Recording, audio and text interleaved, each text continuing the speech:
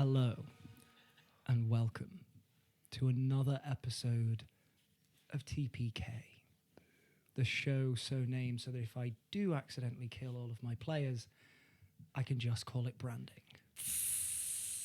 Yes, welcome to the Players' Keep. And speaking of these players, let me introduce you to them now. Right on my left, I have Dewi Gray and Pete Austin. Do you know that, though? Yeah, we might not be We'll here. change places. We have changed places, Jack. And left on my right, I have Ben Fenner and Kendall Boardman. Kenzel! We It's have really no- impressive that he's got the auto clue running. Auto clue. Yeah, auto clue. You need it as well, apparently. Jack, how many fingers am I holding up? I can't believe I've just been mugged off about You're gonna die, fingers. spelling a word by a dyslexic man. We have no announcements, so we can jump right in. Yes, Daddy. Let us not keep the players waiting. No, sir. No. Let us not keep you waiting. Nah. No! It is time to enter the Players' Keep. Has anyone got a pair?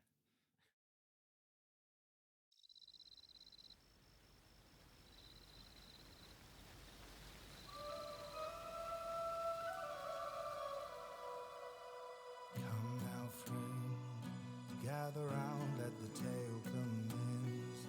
Band together till the dawn breaks.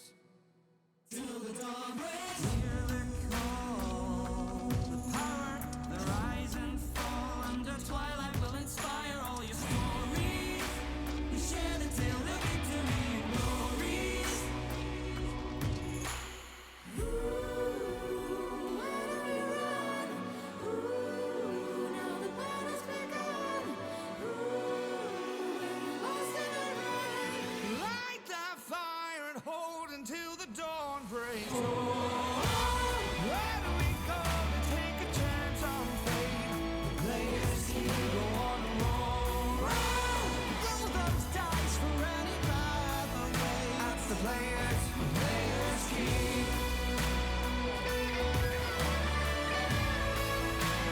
Players keep go on and roll. Roll, though we take our stand. At the players keep.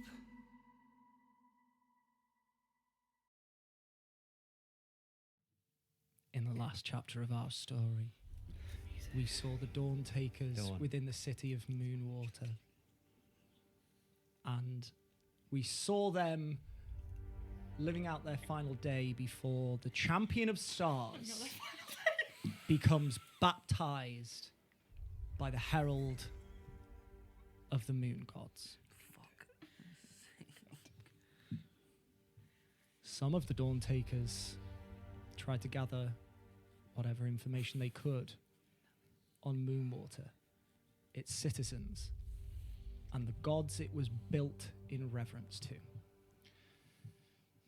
Others of the Dawn Takers merely prepared for the ritual to come.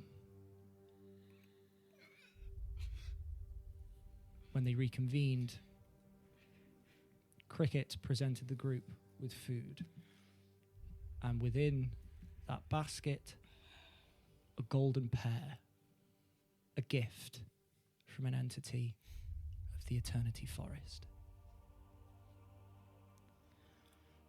He was told that this could help with a clouded mind, and thus he sought to make Willow eat this fruit, his last chance at saving her. Unfortunately, Willow had grown too suspicious of Cricket's actions, and she destroyed the pear. And, potentially, whatever hopes Cricket had left of saving the woman he loved. Cricket and Sigismund, therefore, went to the lake in order to try and gain some information as to where this ritual will be held. Whilst Antonia and Willow continue to bond within their room. And that is where we pick up now. Sigismund, Cricket, you head towards Asair Fi Una, the Lake of Moons. What would you like to do? If there's like a still image as they get to the lake, they're standing at the water's edge. You can see just the lapel of Siggy's duster coat is catching the wind, and Cricket's cape is catching the wind. You're kind of watching them side on. You got Cricket and Siggy behind him, and you watch the wind blow and just not affect the lake in front. And they stand there for a couple of minutes together until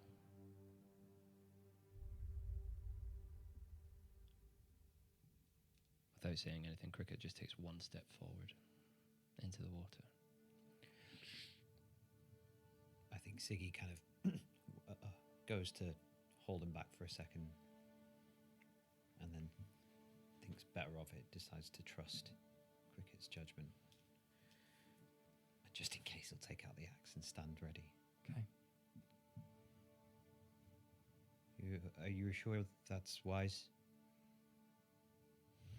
I'm not sure at all.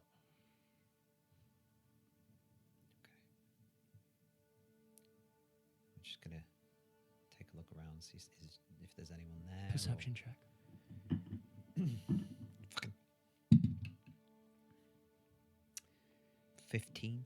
15. You can see that there are some people by the sort of the main periphery of the city. The city comes quite close to the lakeside, but there is a little gap. And so there are some people sort of by the periphery of the city. There are some people sort of at the water's edge. However, some bend down and fill beautiful, ornate urns with water. Others drink of the lake water. You are not alone here, but no one seems to bat an eye that Cricket is walking into the lake. Cricket. You step into the water, and very quickly it is about your waist and then about your chest. When it gets to waist, I'll just take off my hat, look at it for a second. It's still got that hummingbird feather just tucked in, not doing anything, but tucked in. And I glance over my shoulder and kind of frisbee it back to Siggy, Catches it. and then let myself fall in. Fall into the water, and the water is cold and refreshing, slightly colder than you are used to, but in a good way. And you sit there for a moment, and your troubles don't melt away. But after a moment, there is a sense of serenity that washes over you. It would be calm if you weren't so worried. It would be peaceful if you did not have the anxieties that you do. You can feel that sensation, and although it doesn't wipe away, there is something there. You have motivation and drive, and at the heart of it all, there is love. Just Willow in your mind. That is it. I'll take that for a second. Enjoy the pressure compressing the fears down to manageable chunks. And use that to focus me to be as productive as I can be in the short amount of time that I'm granted. I will scour the lake bed for anything that would show me proof of these baptisms not being good. I don't know what I'm looking for. If I'm looking for a weapon, if I'm looking for bones, if I'm looking for flesh that is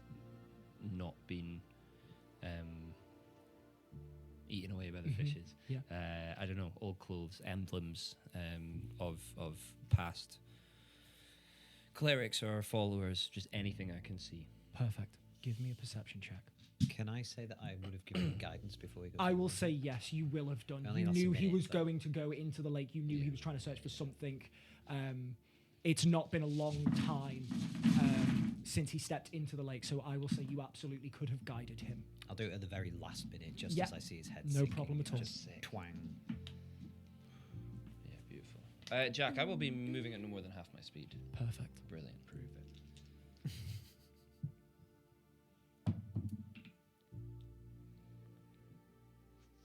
14.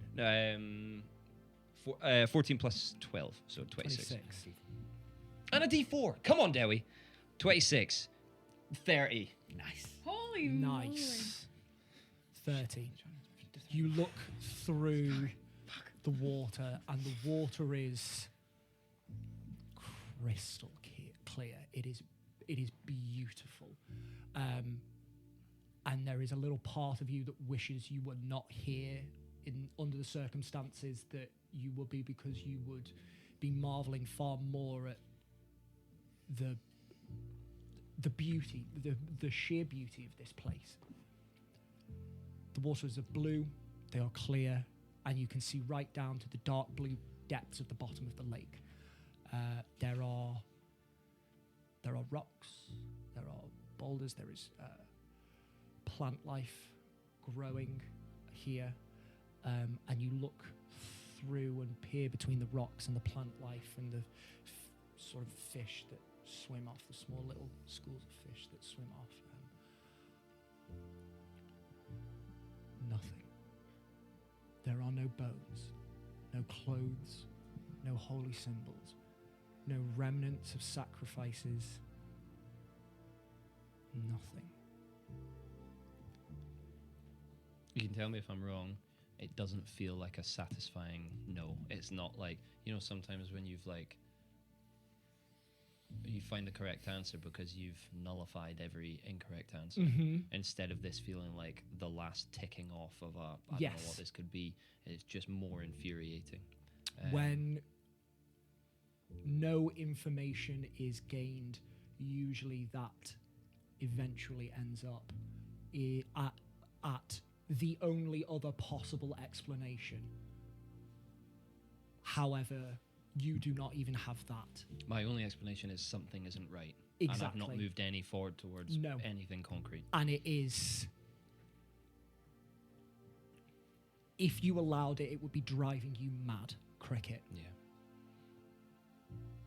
There is a massive hole in the facts that you know, and you have no idea where it's come from.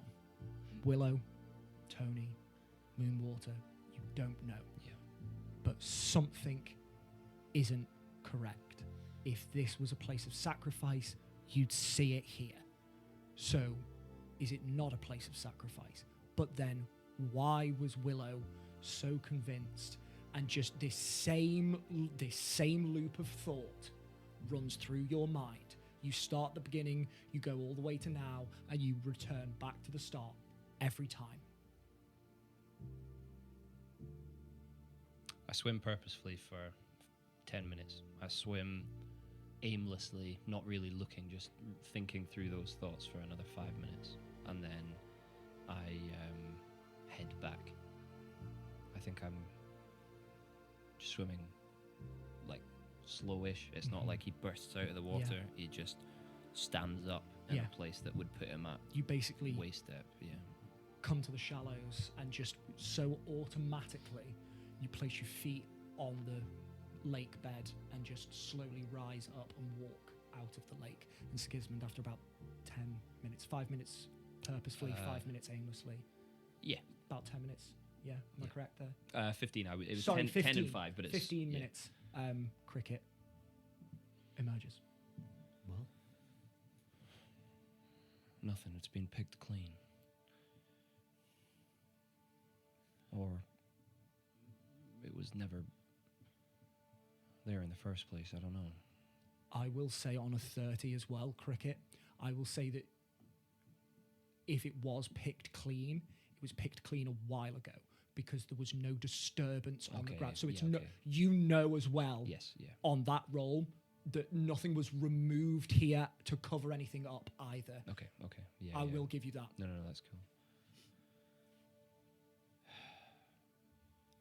I don't know, Siggy. If I was intelligent, I think everything would point to me being wrong. Usually the most obvious answer is the right one. What else can we do? Short of waiting in there and starting a riot. You know, what if we're wrong? What if you're right that you are wrong? I'd love to be wrong.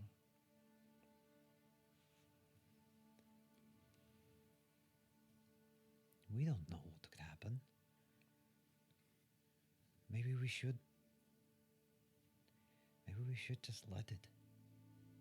Stop being selfish. Roll with the punches.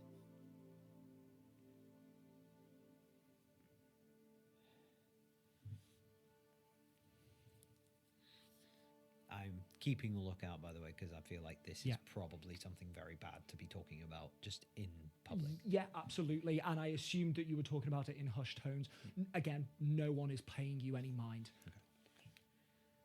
Is there is there some sort of building that I can see nearby which seems ceremonial, which seems like they use it during the baptisms or anything? No, No. there are no buildings on the lake's edge. Yeah. There are buildings, there are towers up on the waterfalls and the cliffs behind you, but none of the city reaches the lake.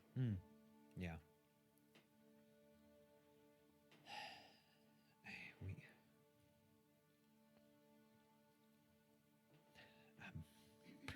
I'm out of ideas. Me too.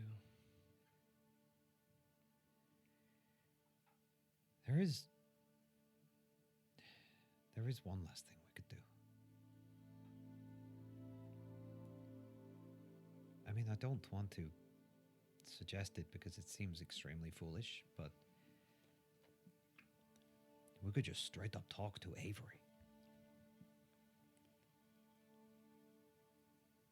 Just ask him some questions. Tony talked to Avery last night. She did? What did they say? I don't know. It was just after I got through to her. She was upright and determined, and she said, I need to go and speak to Avery. Oh, okay.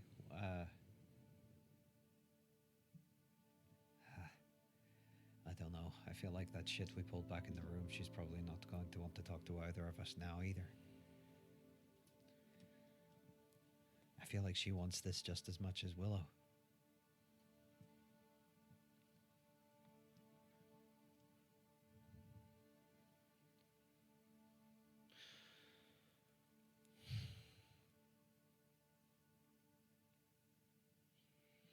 Come on, brother. Let's go and watch our friends get baptized. Okay. But I can tell you now, at the first sign of trouble, You'll be right behind me.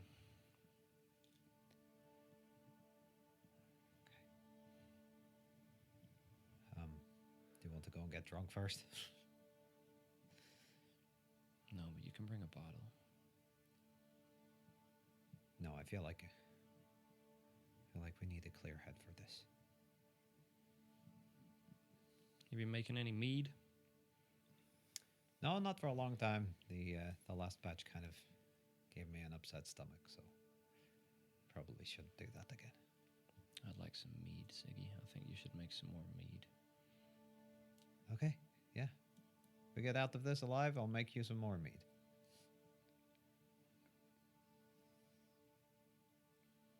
Maybe we can put a little bit of that Zavex in there. Yeah, okay.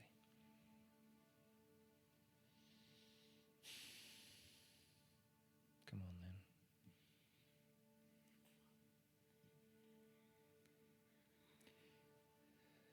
then. You know, I almost never say this because I'm very tall for a dwarf. But I feel quite small right now.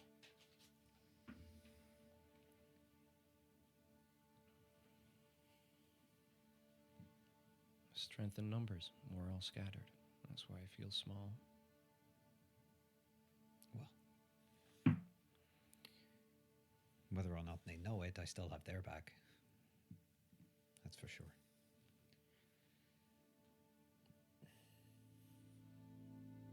She'll come around. She'll come around.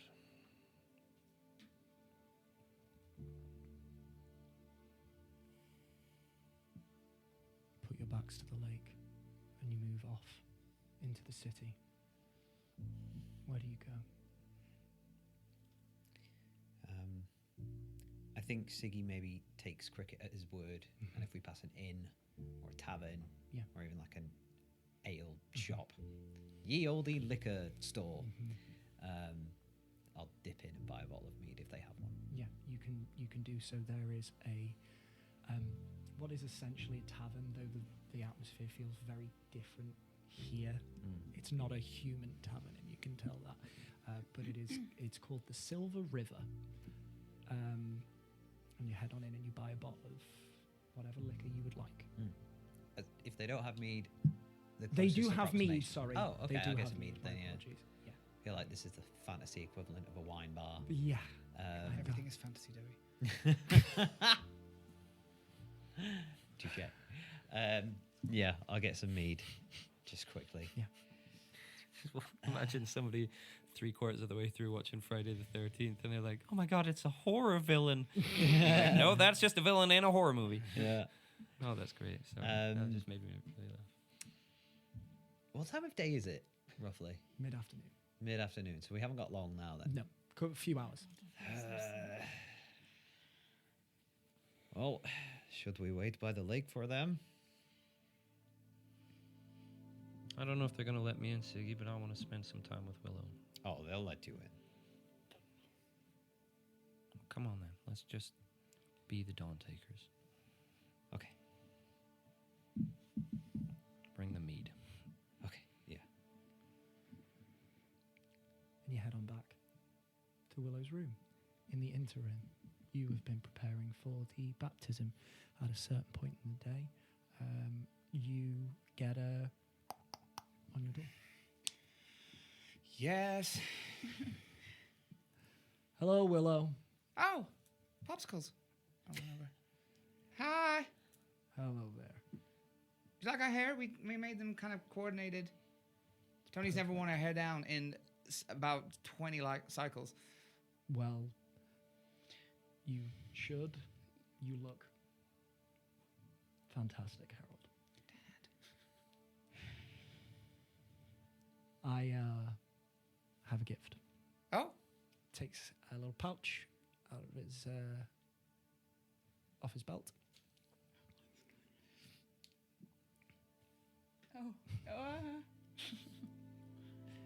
On a beautiful, delicate silver chain, there is a holy symbol that he promised you earlier this day.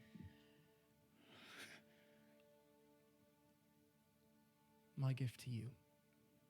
that one. Absolutely. Tony, I've got my all access pass. Oh, can you put it on? Sure.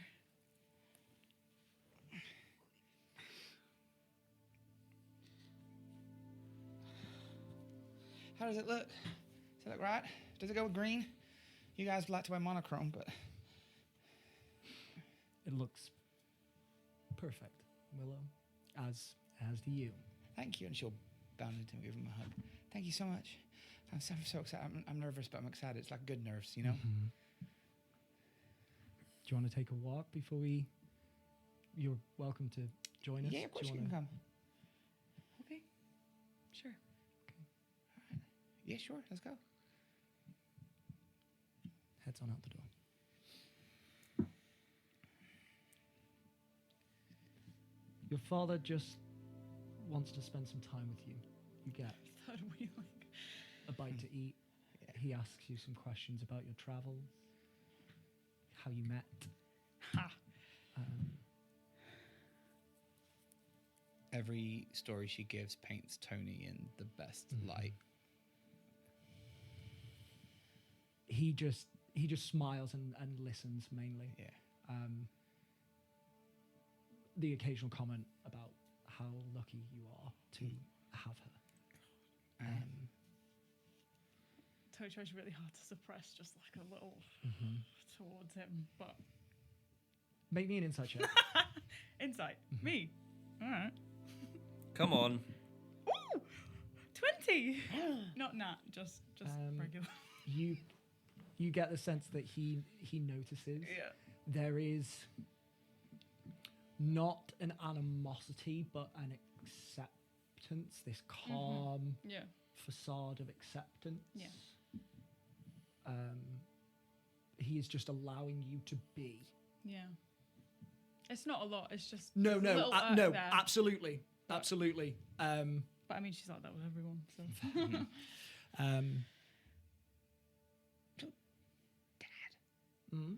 We were talking earlier. Well, we were planning on getting mimosas afterwards, but before that, what does she have to say?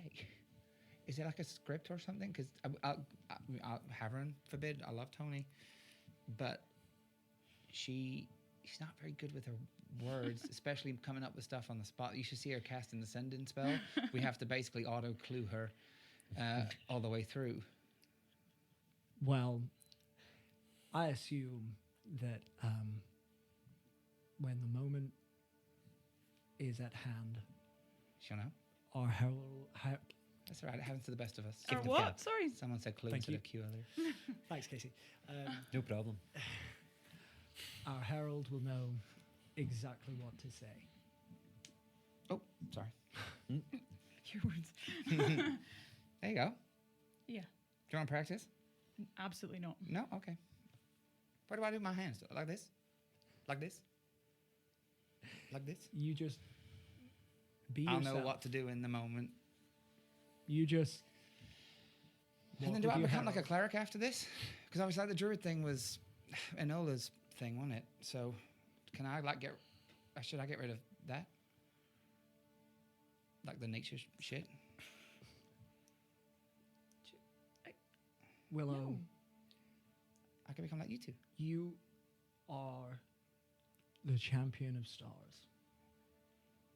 And you will remain the champion of stars after this ritual is done. Okay. You are perfect as you are. You do not need to change. So do not worry. That's really pretty. Wow. Sorry, that's really Hey, lovely. come here. No, thank you. Hugs you. Listen, I need to go and get some things prepared. I need to change into my ceremonial robes. But as soon as night falls, walk down to the lake's edge. I and all of the remaining moon chasers will be there. And some of the city folk. Whole crowd. Okay. This is a big moment for Moonwater. Oh, so cool. Wow. All right. I will see you soon. Okay? All right, bye, Dad. Bye bye. He's cramping my stuff. Walks off. Sorry about his gushiness.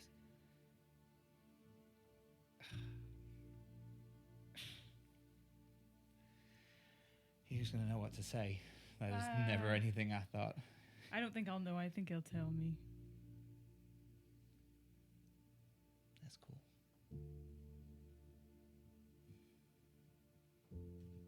I'm sorry. What for? Everything. You don't need to be sorry. I am. No. No. Tony, Stop. please. Stop. Okay. I love you. I love you too.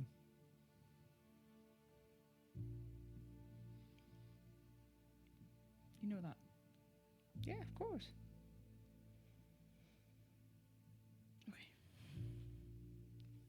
Do you want to go watch the sunset? Yeah. All right. And then maybe just walk down towards the lake. You can do so. Yeah. If you are spending the rest of your time outside, Cricket, by the time you get to the room, Willow's not there. Oh god. Has she scraped up the pear dust and tried to like eat it? Maybe Unfortunately, not. she's not eating that. That's fine. That- Tasty dust.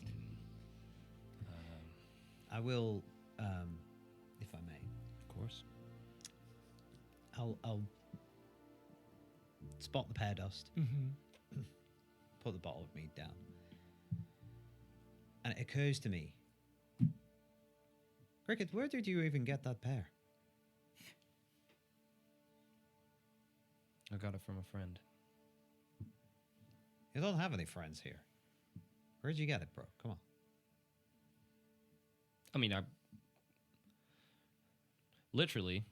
put 2 obsidian flakes down in front of a tree, closed my eyes, touched the tree, opened my eyes, couldn't see anyone, but the flakes were gone, turned around, and there was a moss lady behind me. And then I Okay. put a cravat on her neck, and she gave me a pear.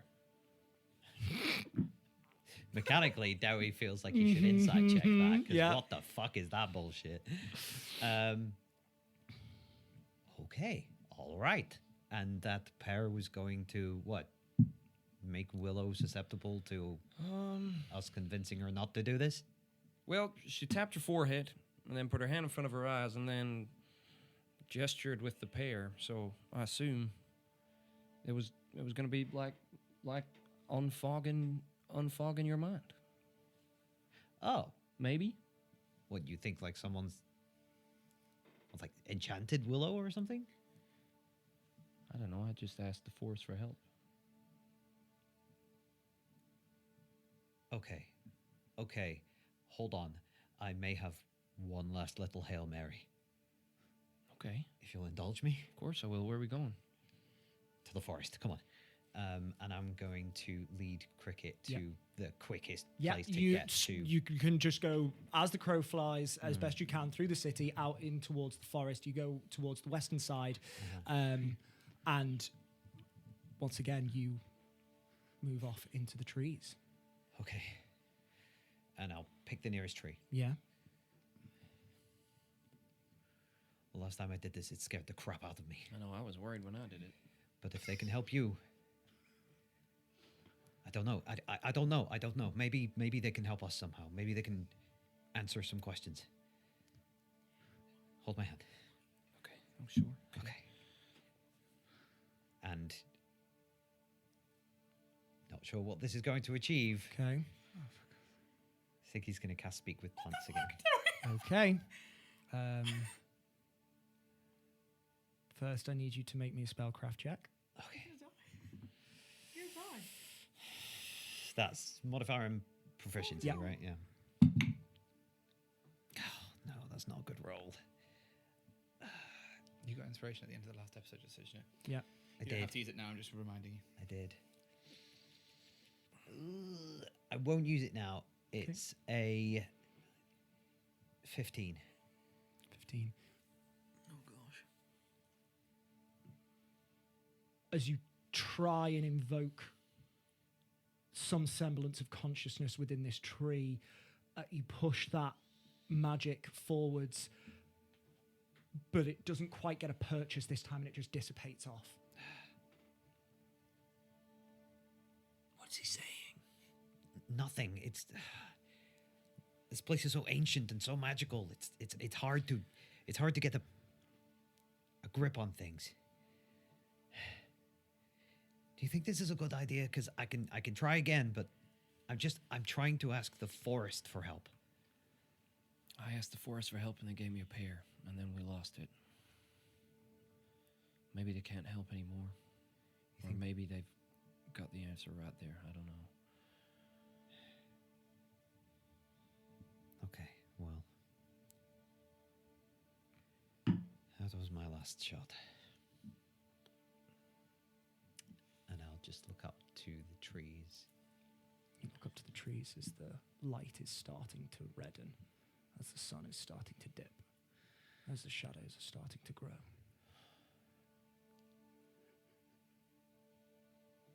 And I'll just send out like a silent.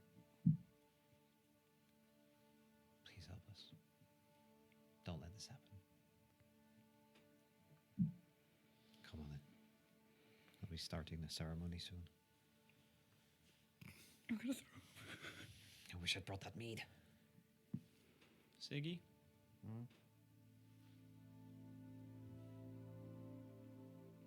This is a nice view.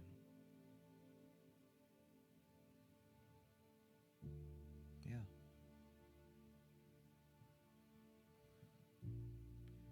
For a city full of ritual sacrifice, it sure is beautiful.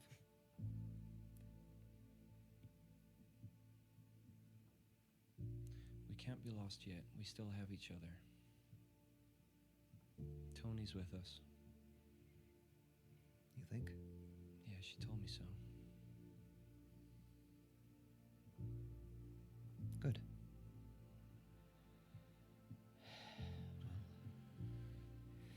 We could just let it happen, I guess. It's what she wants. And I'll turn around and trudge back to the city.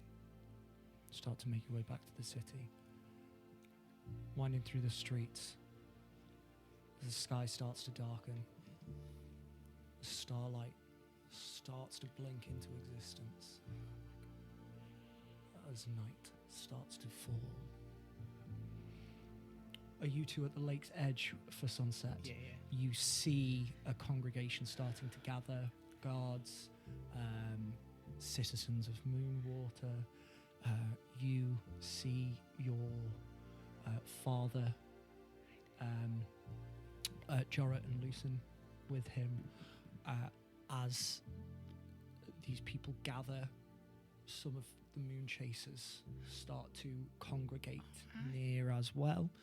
All the familiar faces you see. You see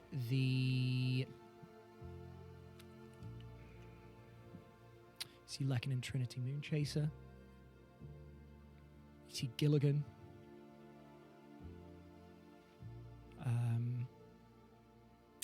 And eventually you do also see Kateri. I'll run up. Come here! Gosh! Oh my goodness! Oh my goodness! Oh my goodness! Oh, Oh! Hi, Kiki. I can't believe that you're here. Me either. We never thought we'd see you again. It's a miracle. It's unbelievable. You look great. Thanks. You can see that she is wearing. She looks slightly more athletic than she used to. Wow. She is wearing fairly nice set of sort of like not half plate armor, but like plates of armor. Holy symbol around her neck. Is it Havren's? Same as yours, Havren's. Hair cascading down her back. And she just looks at you and then just looks at Avery and smiles, and Avery nods. Just I mean, when did you get buff? well, when we got here, you know, Yeah. The betrayers. felt the need to Mm-hmm.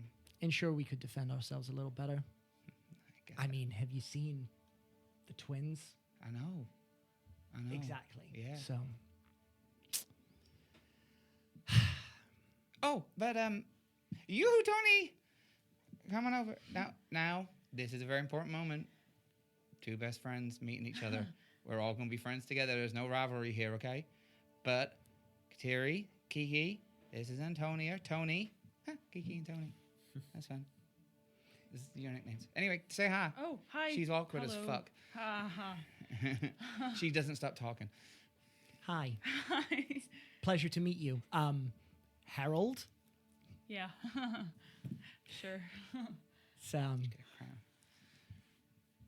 Thank you for bringing her back to us. You're welcome. Listen, I better go. You take some time. But Okay. right over here. All right. Can I insight check her, Mm-hmm. please? No, 9. 9. Just smiling. That's fine. Disbelief that Willow's here. Okay. You And I'll spend some, I don't need to roleplay it, but I'll go around and just like say hi to all of them. do. You say hi to all of Show them. Gilligan my singing and all of that. He smiles a very sort of like reflective, not whimsical, slightly sad smile, but congratulates you on your singing. You eventually get round to your father, who smiles, and he is dressed in these beautiful ceremonial robes, and you can see about his neck there is quite a heavy silver chain, and at the end a beautiful sphere of white marble. Wow. You see I a knew sphere it. of black. Can I ask, is this different to what he used to wear when we'd be out and about? Yeah. Yeah. That looks like it could hurt someone. Not a physical weapon. No, but it could be. But you thought about it? no, I haven't. But you're not wrong. Looks good. Thank you. It's very white. Yeah, thank you. Very white. Are we about ready? It's pretty much time. Are the moons in the right place? Is that what happens? You have a look, and you can see that up in the heavens there is a waning sliver of Qualaro's orange moon, Nelagoir's blue moon. There is a waxing sliver of Vantha's pink moon, and Haveron's moon is half full in the sky. Is that enough of the white? Even if they were new moons and we could not see them, they are there. Okay. All right. Good. Just wanted to be perfect. So do not worry. Okay. All right. So I'll shut up. So, in a moment, walk out onto the lake. Okay. Together. Shoes off? No, shoes on. You are fine Perfect. just as you are. Harold, you'll know the words when you need to speak them. Invoke the rites. Complete the ritual. And that is all you need to do. You know what to say yet? She will when it's time. When it's time. Sick. Not yet. All right. You will when it's time. Holds that hand to you. Sorry. Go. At what point do we arrive? Pretty much any second now. Okay. You are going to arrive Okay. as this mass of people has congregated around sort of the rough mid section of the city. Yeah. If you'd like to do something as these are speaking. I think, well, I don't know about cricket, but I think Siggy would just sort of march up to the front and take up position by the edge of the lake, watching proceedings. Yeah, you can do so. Can I do something really weird? By all means.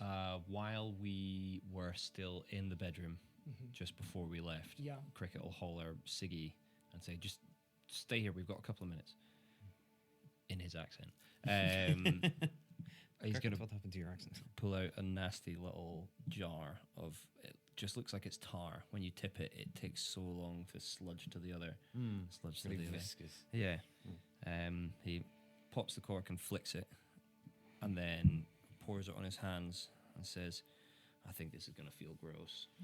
Starts rubbing it all up and down Siggy's body. He takes a couple of minutes and he just gets Yeah. everywhere. Like, Oh, I think we you're not cut supposed back. to put your hand there. We cut back from there. Siggy's like, Cricket's like jamming hands in, rubs them down.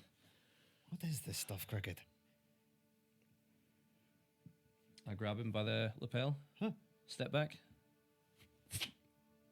Just immediately you slip out of Cricket's grip. Oh, slippy Siggy. Yeah, Cool. just in case you need it. Okay. Are my head just like covered in black oil now? You were a moment ago, but as you look at yourself, it sort of like soaks into you, and as it soaks in, You have for the next 8 hours freedom of movement upon you. Sickening. Thank you very much. Sick. That's so Yes. good for you. Also helps being near water. Oh, dope. Escape grapples. Water doesn't affect your attacks or movement. Oh my god, sick. Shit, that's cool. Thank you, man. No. Okay. Unfortunately, Loeth Lolo does affect everything. It's not water. It's actually not water, mate. It's the tears of the fallen. stop reading my fucking notes. You've got that there. Okay. In that case, Siggy slides Yeah, into view, effortlessly. just hands crossed, like. Yeah. Hello. You try and cross your hands and they slip. No, Damn it. that's so Okay. stupid. I'm sorry. That's great. Talk about I try and shut my eyes, my eyelids slip. You post up, sort of at the edge of these people, but also at the edge of the lake. Yeah. I want to make sure that Avery can see me. You think so? Yeah. As you can see him guiding Willow down to the lake's edge, Antonia in step behind them. Was he going to say anything when he took my hands, or did he just? He was asking for your hand to guide you okay. down towards the lake. Sorry, that was That's right. exactly the point at which we left off. And just basically stands you right before the water's edge. Tony, you step up and he brings you to the other side. He grabs your hands, holds them. And I cast guidance. Whenever you are ready, step out onto the water. And he steps back. You can see the moon chasers sort of 10, 15 feet away from the water's edge. They all come and stand in a semicircle around you, the rest of the citizens around them. So there are like 2 half circles with you at the center. You ready? Do you need anything? No. You sure? Are you sure? Yeah, no question. Okay. Let's go. All right. Right foot or left foot? Right foot.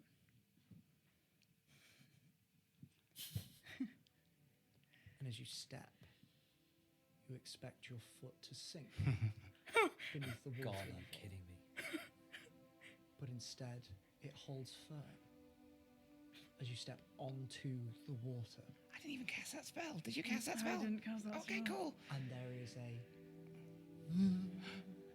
of silver light that ripples out from your footstep and dissipates out into the water.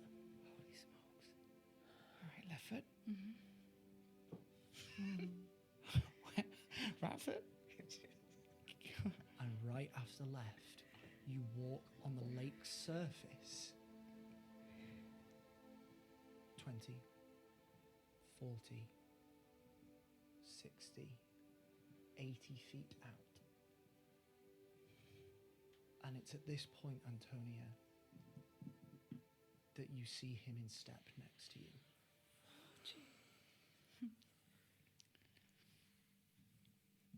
It is time. I will tell you what to say. Speak, as my conduit, and you will know.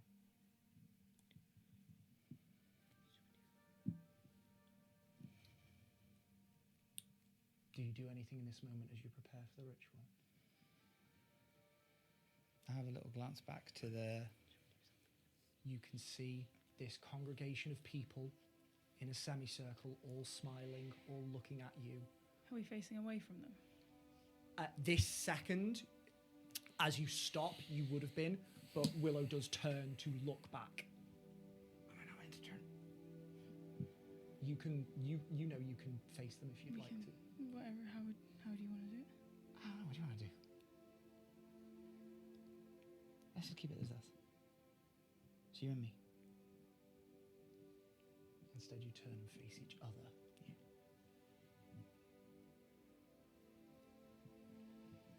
You take Willow's hands, and you begin to speak. And when you look at Willow, you see that look that you saw when you were casting Great Restoration on Sadie's mum. That just unwavering, like, just confidence in you and pride and love.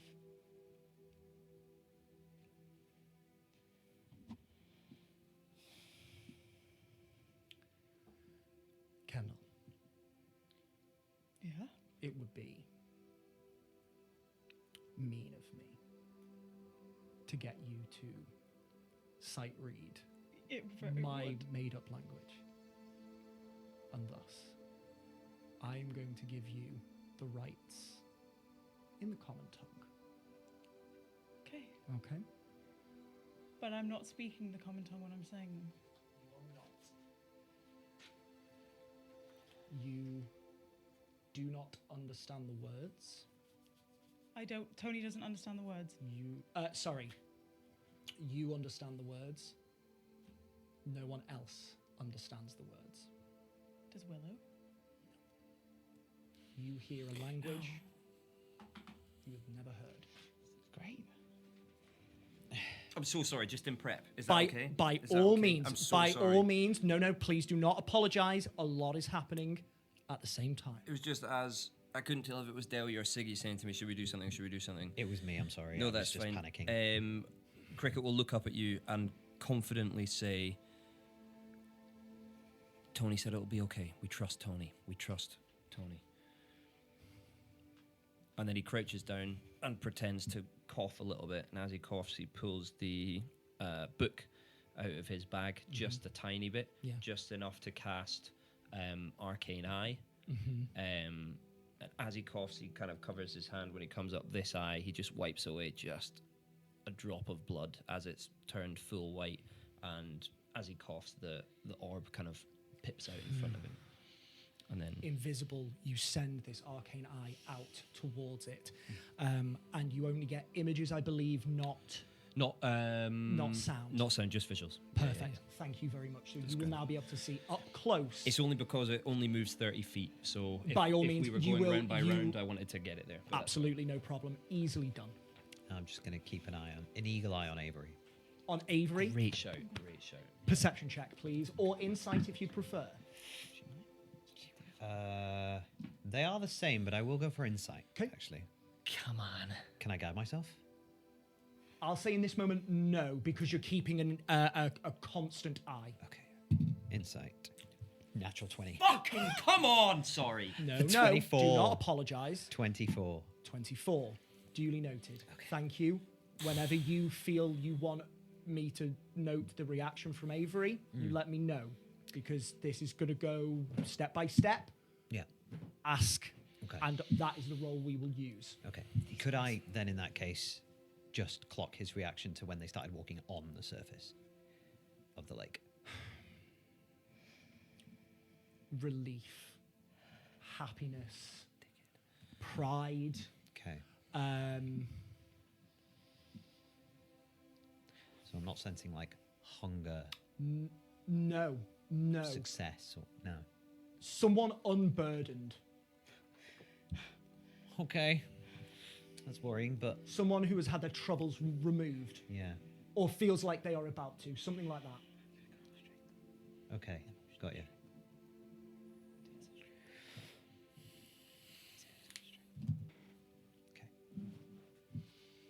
Kendall. Don't worry, we're gonna go. You're fine. She's gone. He's still next to me. Mm-hmm.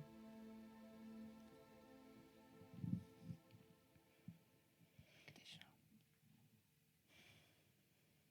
Ready? No questions. Let's go.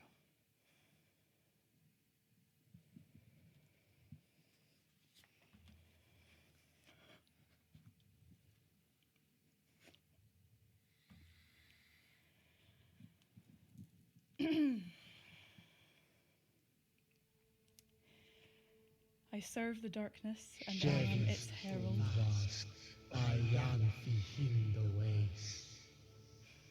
And as Antonia speaks, it is not necessarily her voice, but a voice that reverberates aloud and around you with power. Holy fuck.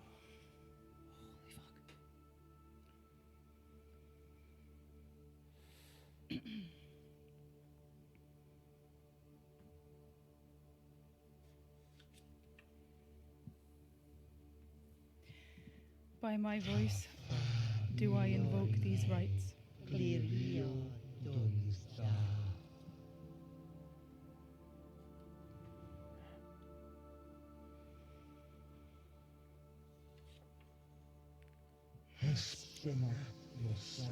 Dead is the mercy of Haverin, and in his wrath fall.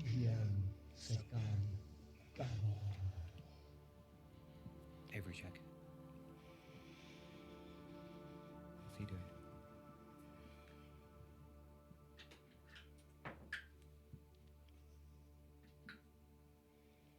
Transfixed by the ritual that is happening and just a smile on his face. What is your passive perception? 18. Hear whispers in amongst the crowd. Oh my gosh. Wait, it's not time. Wow. You look around. And some of the people are looking up to the sky. The white moon of Haverin is growing full. As in, we're watching it. You are watching it go from a half moon to a full moon. Oh God. Do I see that? You do.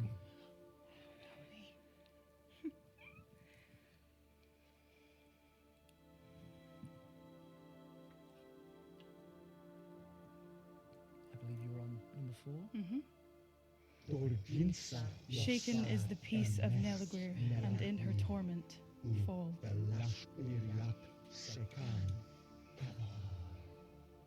You see the blue moon of Neliguir start to grow full.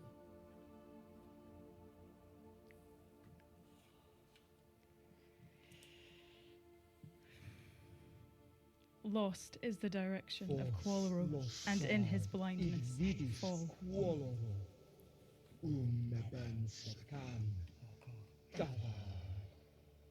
And the orange moon grows full too. There's people around us. People are clocking that and they are seeing it and marveling at this miracle.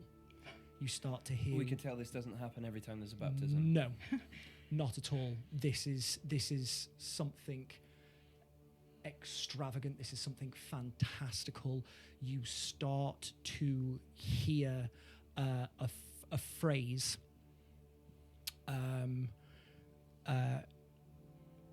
You start to hear people say Lirian Ueuna. Does anyone speak Elvish out of you two? I speak broken Elvish, but Una is lake. We know that. Say that again. You said that before to us. Lirian Ueuna. I've said something quite like that. Una is moons. Very good. You were very close. Why didn't I take tongues today? This I speak broken Elvish. you speak broken Elvish, and I will say, with your proximity to Willow, with your proximity to Tony and with the knowledge you've already gained from Moonwater, Lyrian Ue Una is the 4 moons light. And I take it if that's a celestial spectacle, it doesn't happen very often at No. all. Yeah. You okay. can tell this is not an everyday occurrence. And they seem excited. Yes, they are marveled, baffled. They are looking up at the sky with happiness and glee and this look of, oh wow, this must be such a privilege and honor. You look at their faces and you can see your people looking at the ancestors' grace. Yeah. It's that same astrological phenomena of this is a fantastic sign. Okay. I try and catch my dad's eye. He is just smiling. He sees you look over and just nods at you. You're doing well. You're doing well. Keep going. I have no idea what you're saying, but it's beautiful. Please bear with me one moment. I believe you're on 6. I think so. Poisoned is the love of Vantha, and in her hatred fall. And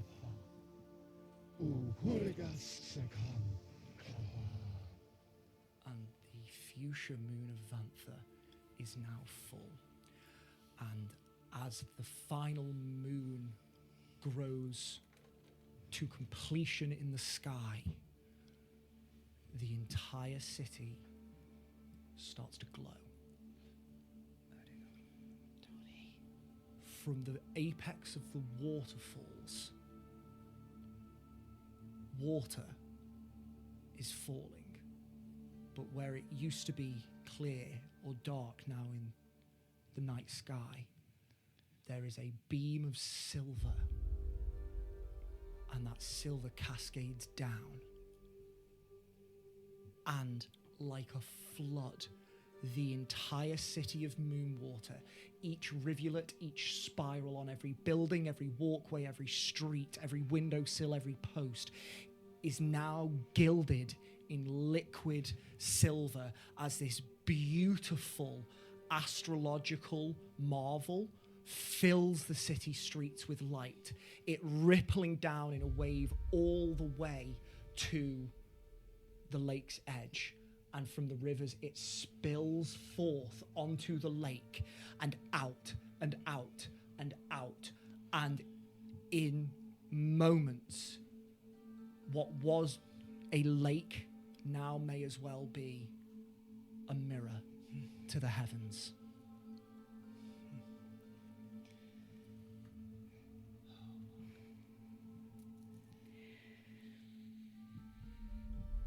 I think she glances at him for a second before carrying on. Just smiles. No longer shall he be hidden, shall he be ignored. He shall come into the light, and he shall bring darkness.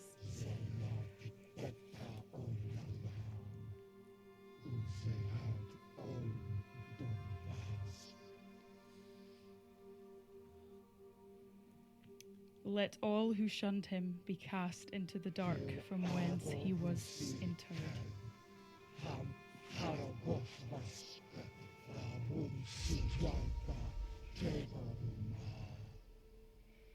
Antonia, as you are the only one who can see him, you are the only one aware that his form is growing in size.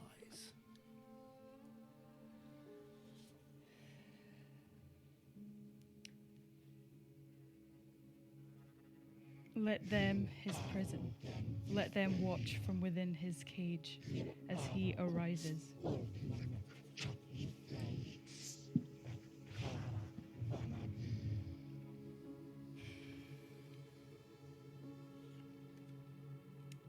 Let all that he is consume them.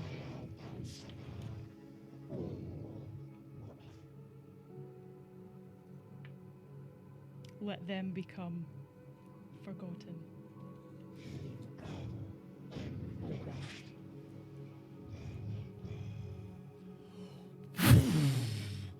From the center of where Willow is stood, a beam of light bursts around her, and Willow, you are lifted up. You are hovering 2 feet above the lake's surface. Your hair lifts and splays out, and you are caught in this updraft. Antonia, you let her go as she just floats in the air. And 2 things happen in this moment. Number 1, Willow, behind Antonia, you see Dalagar. And he looks at you. Thank you. And your favor is complete. Your mind is now yours once again.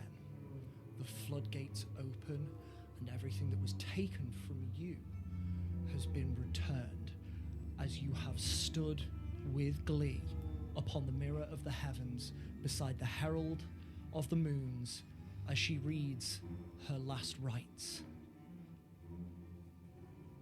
And as the last rites are read to you, I need you to make a Constitution saving throw.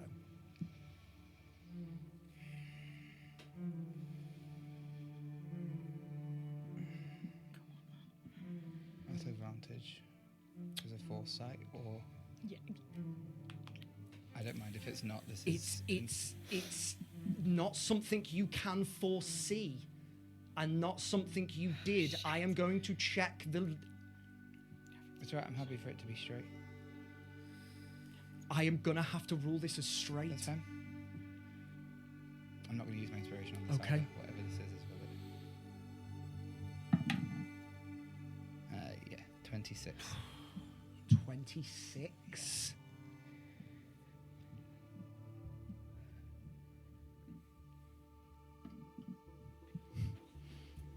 "26 is a success.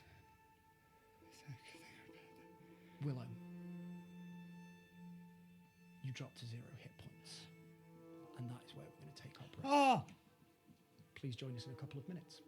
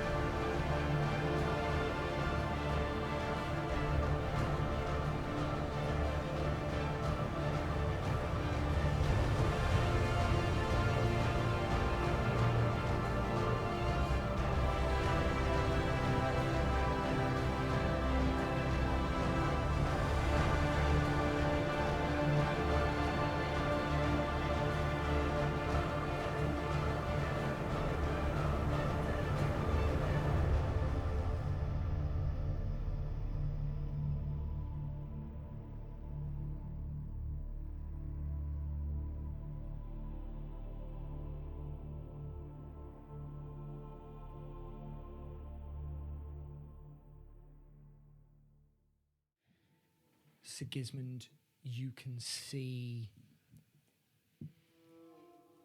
Avery, who has just been fairly stoic, not moving much, just enraptured, happy. As the final rite is invoked, his grin gets a little wider and he nods. Not to Antonia, he just nods as if to say, this is it. Yes, well done. Willow. Antonia, you see Willow's eyes roll back in her head, and she is now floating there, unconscious.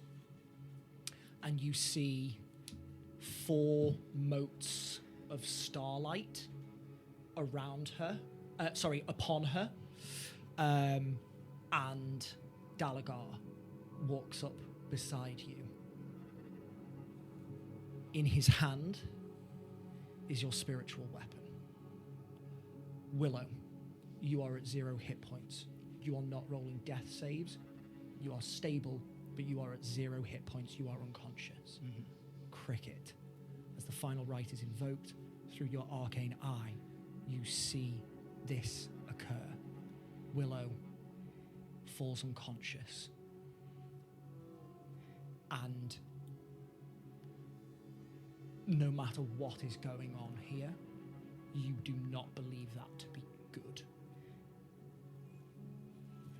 In this moment, I need everybody to roll initiative. Okay. 25 to 20. 24. I got a natural 20. Come on, Dewey. At 20. 21. Nice. Come on, guys. I don't know if that's a good thing or a bad thing. 21 and 20.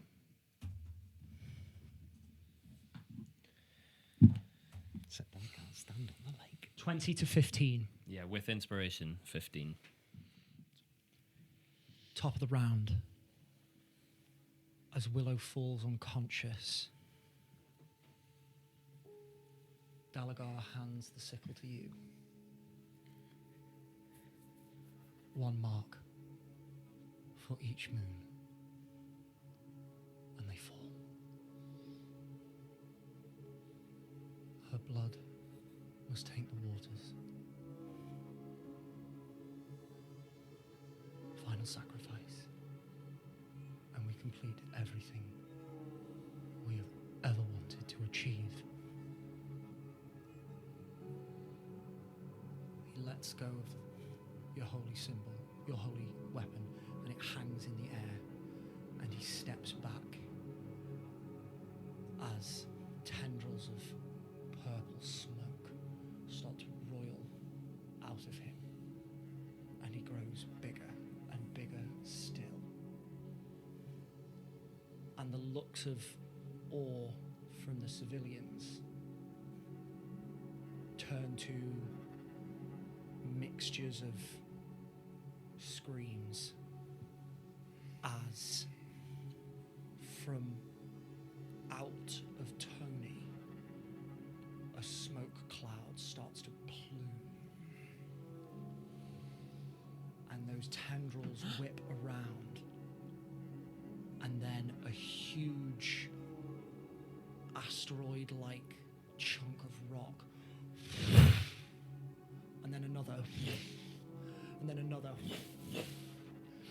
These swirling chunks of stone debris, and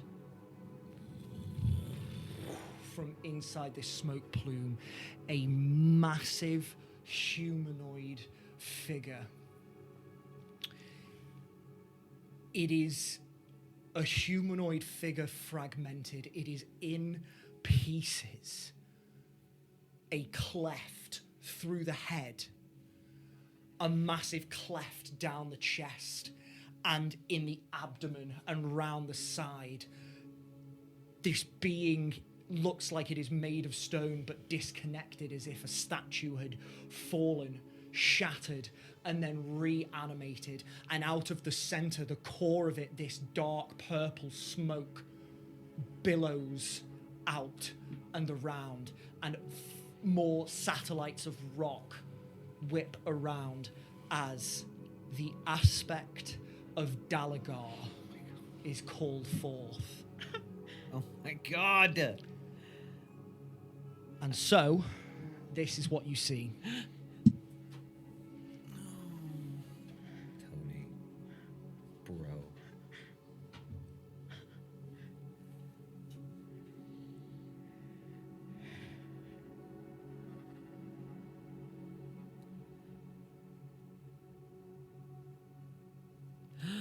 Oh my god! Jesus Christ. Oh my god, that's so fucking cool. That's so fucking scary. We don't see Dalagar, we see this, yeah? You see this. Holy crap.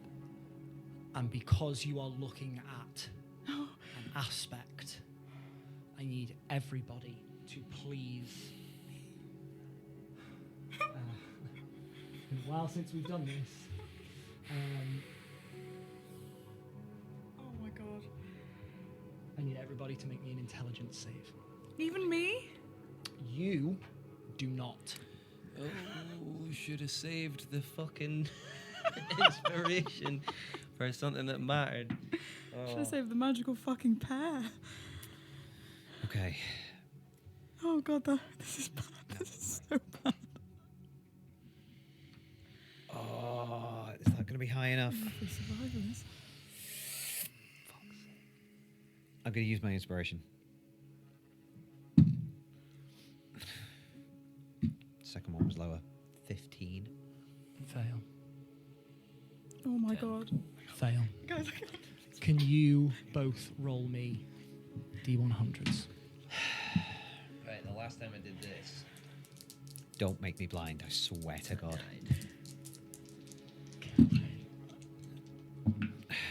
The answer to life, universe, and everything, 42. 42. Fuck, I don't know if this is good or not. None of it's good, bro. The target's mind fractures and they cannot control their actions with the same precision as before. When the target makes an attack roll, ability check, or saving throw, they must subtract 1d8 from the roll. This effect remains until the madness is cured. I think Siggy sees this, and that spike of horror fractures through his mind once again. Oh, nothing. Cricket. Last time I rolled really low, Okay. 96. The target's eyes are scarred from the vision they are seeing. They are blinded until the madness is cured. fine.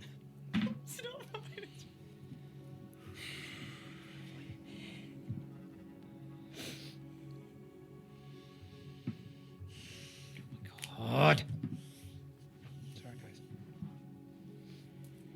I'm guessing I don't have to make it yet. You do not. You have not seen them yet. That's fine. Jack the Mini's really cool. The mini's very, very cool. I hate him. That is all the points of order taken care of. And so, top of the round, Sigismund, you are up. Fuck.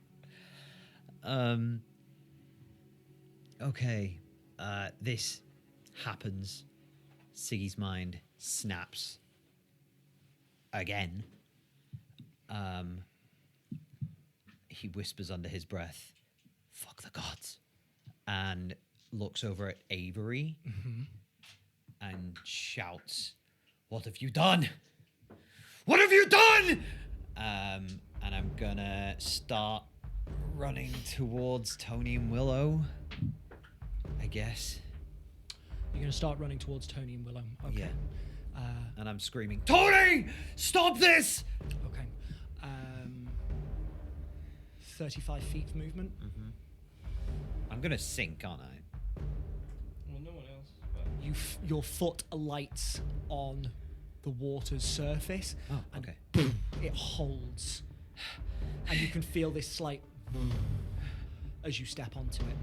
Action dash. I want to get up to them. Okay.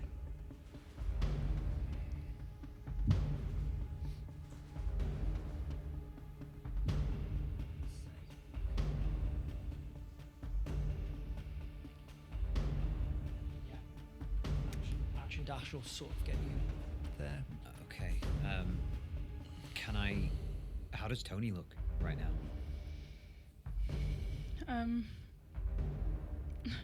I think she's just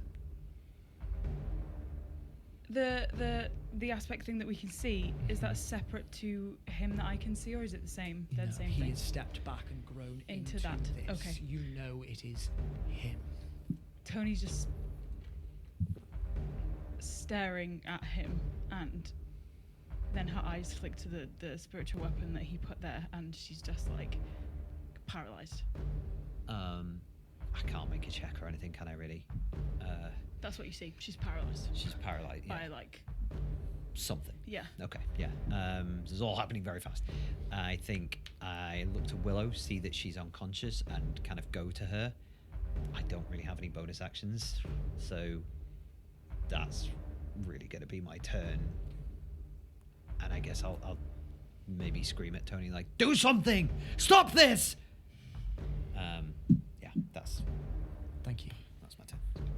Tony. At the start of your turn, you would know mechanically you need to use an action to strike Willow with the spiritual weapon. Do this 4 times the ritual is complete.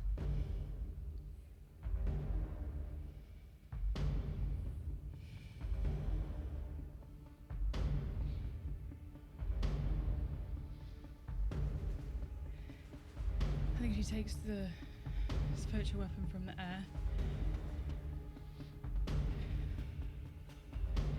She looks at Siggy, who's just shouted at her. Wait. I just need her blood. Can I respond? No. I'll say minimally, yeah. No! That's it. Just let it happen.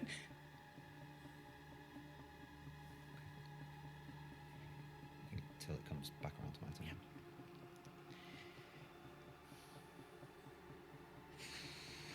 I think she will strike Willow with the spiritual. You use your action,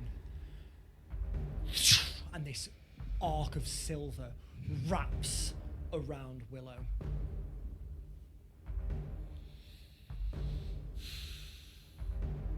You see some of the moon chasers start to step forwards, but you see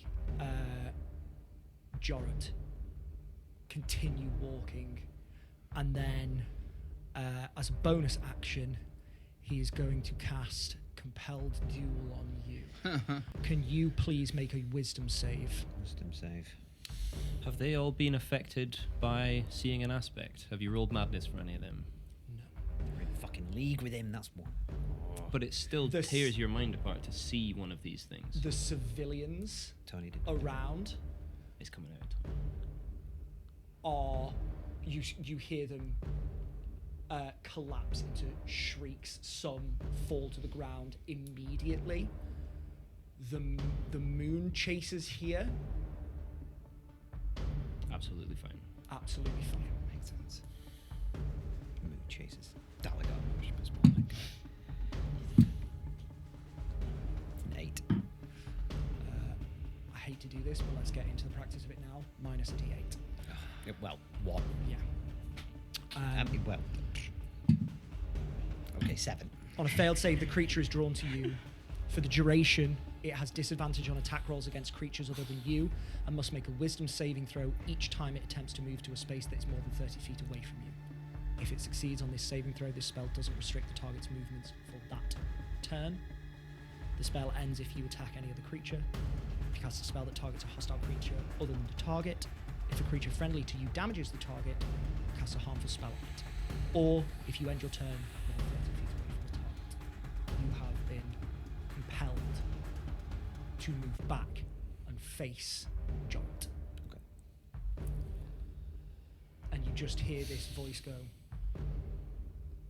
"Let this happen, Bard. There's nothing more you can do." I will end you.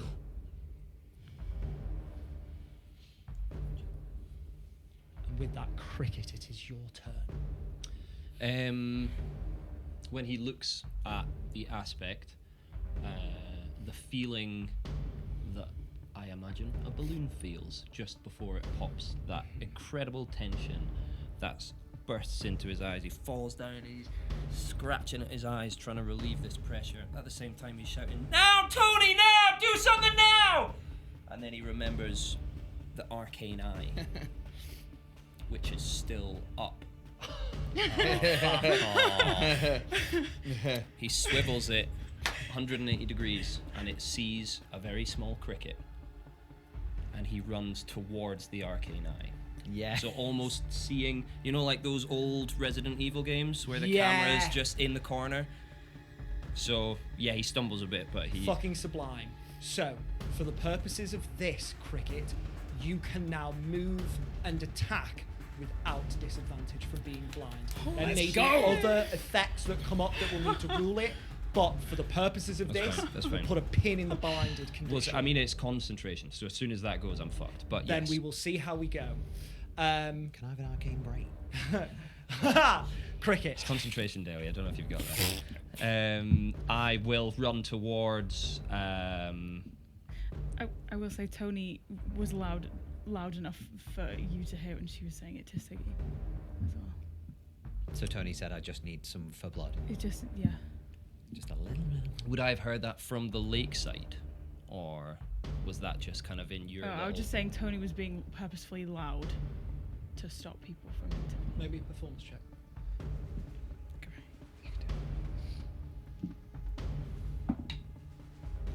6. You do not hear her. Okay. Yeah. I will run towards the Yeah, field of view yeah. I have, 35 feet. Where specifically are you looking to go? I would like to be at Willow if I can. So confused. I'll say 35 can get you there. I'll take my bonus action.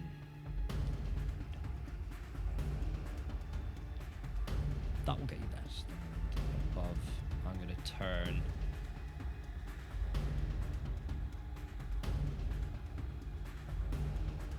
Look back at what's your man? What's the chops? Yes.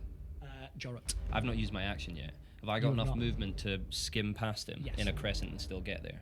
Yes. So with my dagger out, I will, as I'm running, I see Siggy kind of, what's it, compelled duel? I see him get affected and turn towards Jorah, and I try and run, flip my dagger up. It soars twice. I catch it with this hand blade facing that way, and as I run past Jorah, I just try and jump and ping it past his Awesome. neck. Give me an attack roll. Which I don't believe will do a huge amount of damage. That's a 10 plus 12 is 22 to hit. 22 will hit. Nice. It is 1d4 plus 6. So it's only 10 points of damage, but hopefully it'll force him to make a concentration check on his compelled duel, right? Mm-hmm. Okay. Bad juju. Bad juju. Big fail. Yes. So Siggy's back in the game. Siggy is back in the game. Sweet.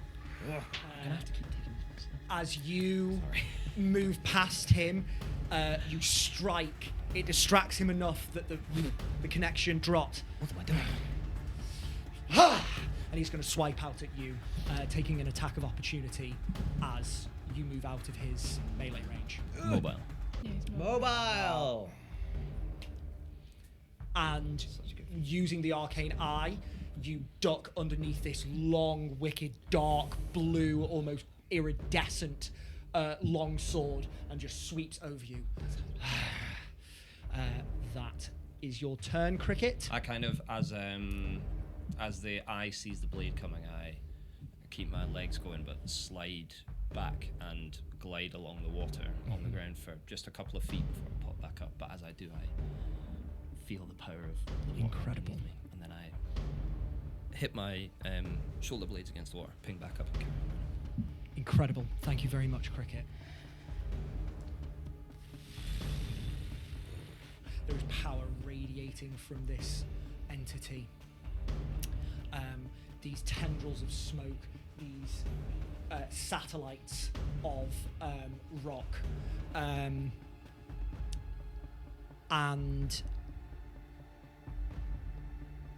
the aspect of Dalagar is going to use some of these tendrils. One is going to whip out at you, one is going to whip out at you. As soon as Tony sees this is happening, she's gonna be like, "Don't hurt them."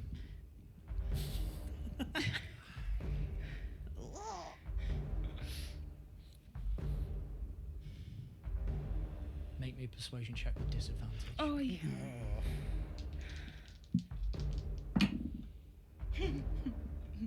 5. 5. Yeah. My love, we have come too far to fail now. I am at the boundary. All you need to do is allow me to cross. It's going to be a natural 20 cricket. Silvery Bobs. You were throwing that at Siggy. Was I? Yeah, no, you weren't. No, that's fine. I just Silver meant. barbs? Silvery Bobs. That was almost another natural 20. It is not. Thank the Lord. And I'll give advantage to Cricket. Oh, thank you so much. It will be a 22 to hit.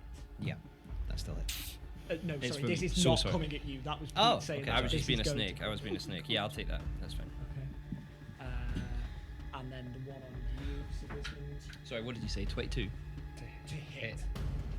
That's going to be a 28 to hit you. Just about. Cricket.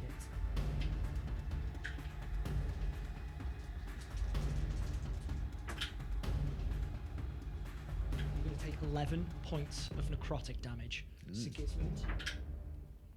You're going to take 16 points of necrotic damage. I need you both to make a wisdom saving throw.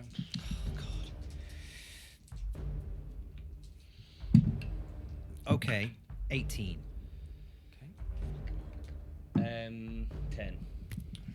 Both of you fail. Oh my god. You see these threads whip out towards you, and then they split and split again, and then wrap around your neck, your abdomen, your wrists, and your ankles. And like a crooked puppet master, he walks you away. At the beginning of your next turn, you are going to use your movement to move to a direction, to move to a location that the aspect of Dalagar chooses. Fuck. Oh, it's just ruined all my plans. Are we grappled? No.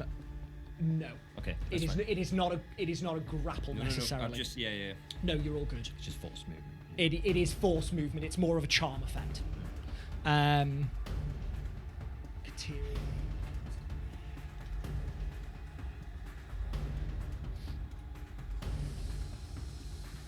Can I just ask, this hasn't been initiative? Count 20, has it? Just because I'm 20, I just didn't know if anything was to happen. to No, Willow. no. You I think- have skipped over your turn for now, That's fine. Willow, for the sake of secrecy, and for the sake of not knowing necessarily where you are. Specifically, do not worry. I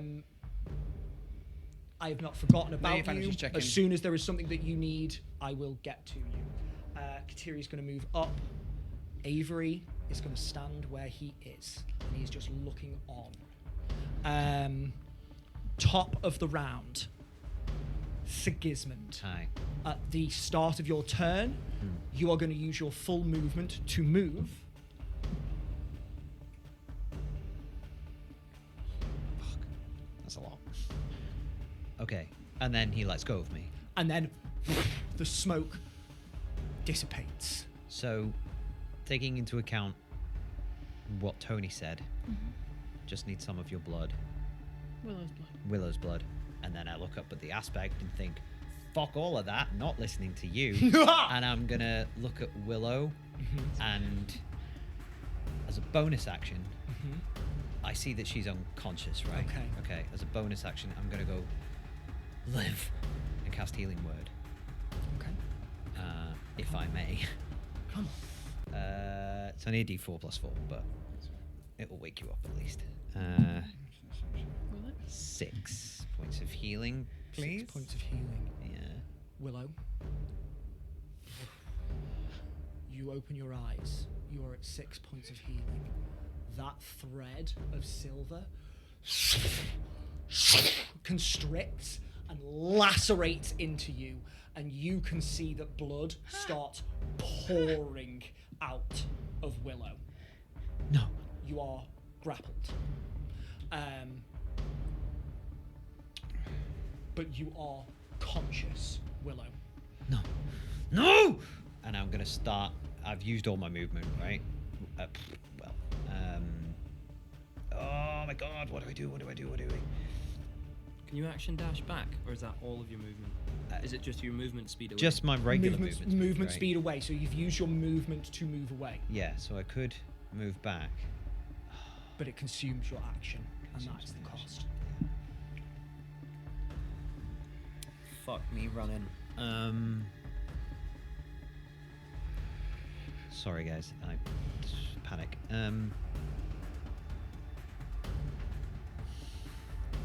It's a problem with being such an upfront fighter. I can't do anything from far away. That's okay. In which case, yeah, I'll just action dash back. Okay. Sigismund, that is your turn. Yeah. Antonia. My Hello. eyes open. Yes. Do I look at him? You do. Thank you very Intelligence much. Intelligence save. Foresight. Yes, this is at advantage. Oh, fuck. 20. Come on.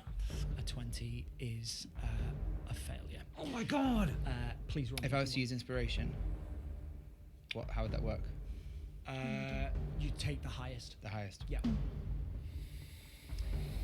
Yeah. I'll use inspiration. 28. That is a success. You are immune to the effects of greater madness for 24 hours, Willow. Nice. Yeah, I think as she lays eyes on it and has a moment of fear, but in that second pieces together who this is and just Yeah. clicks her neck and shakes the fear off, the madness off, Yeah. but is bound. Thank you. And so, Tony, at the top of your turn, you are being asked to strike Willow again as her blood starts to pour and pool over the surface of the lake, and a lot of blood is falling from Willow. It's not a whole body's worth, but it is expanding across the lake rapidly. How much more do I think is needed? You have 3 strikes left. Oh, so that wasn't an extra thing that just happened to her? No.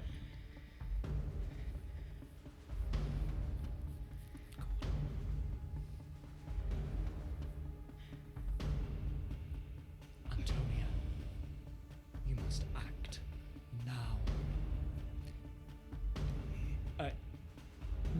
No one hears anything but him speaking he is speaking in her head. You can see him, but it is telepathic to her. I think you see Tony just staring up at you like...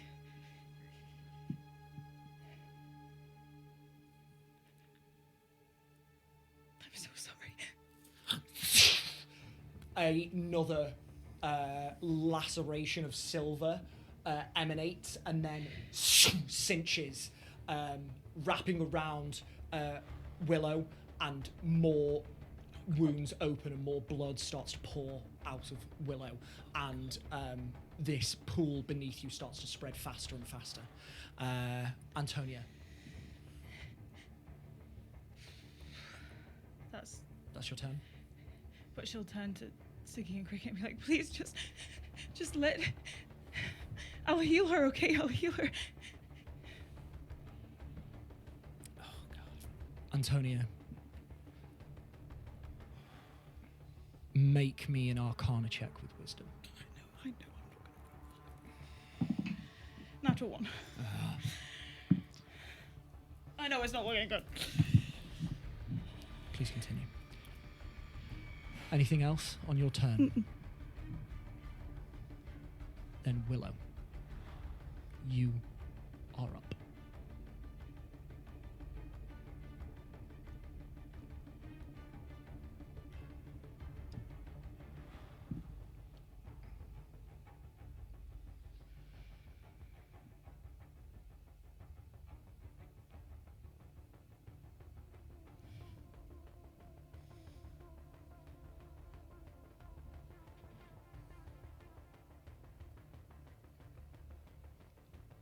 I think she just looks around.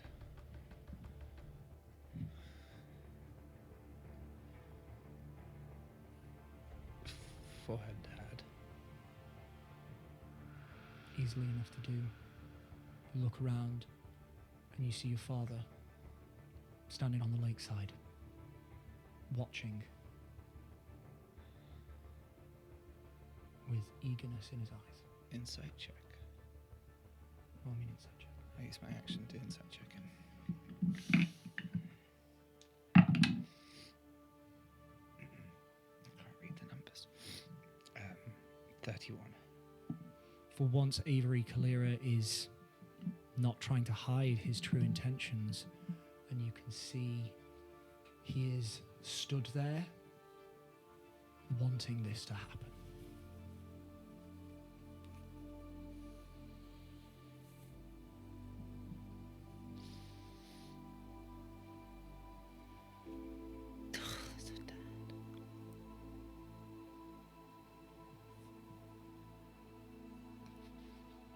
I think you see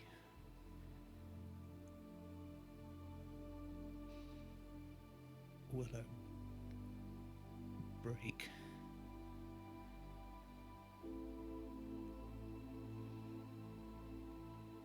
And kind of just drop into a bit of a catatonic state.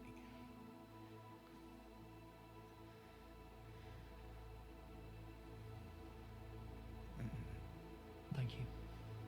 Thank you.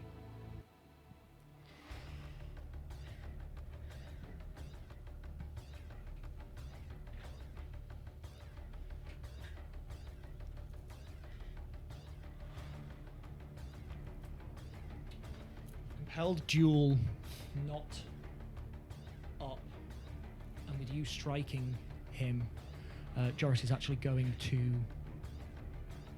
go for you, Cricket.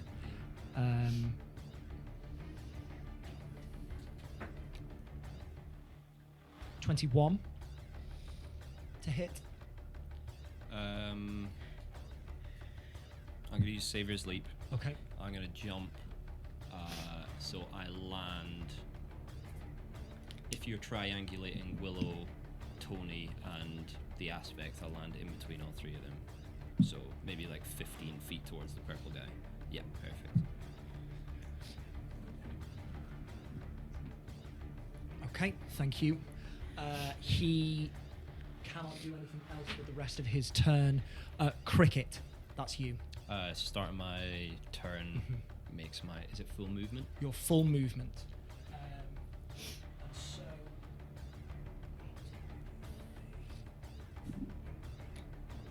I'm going to use my bonus action to move back if it helps. Just to save you. No.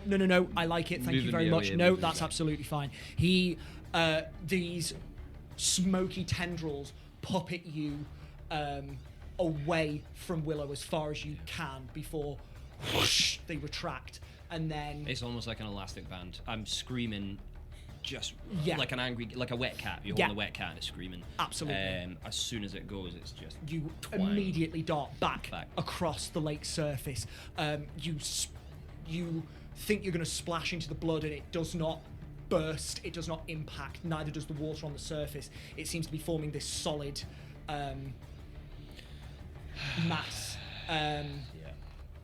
And you just run across this blood red mirrored surface back towards the Aspect, back towards Antonia, back towards Willow. That is your movement and your bonus action, Cricket. You gave me advantage. This is never going to work in 1,000 years, but we'll do it anyway. I am going to take a cold shot, which is disadvantage. Yeah. So the roll is flat. I am aiming for Tony's arm. So Tony is a creature that's one size bigger than me. Yeah. So that's a +1. Plus aiming for a limb is a +3. So her AC bonus is going to go up by 4. I think it's 3. It's 3 total. It's not 1 and then 3, where the table is where it joins. It's just +3. Yeah. It's a +4.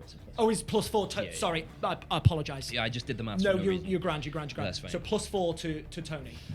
Straight roll. She already got 22, is he? I know. 26 is doable. 26 is doable.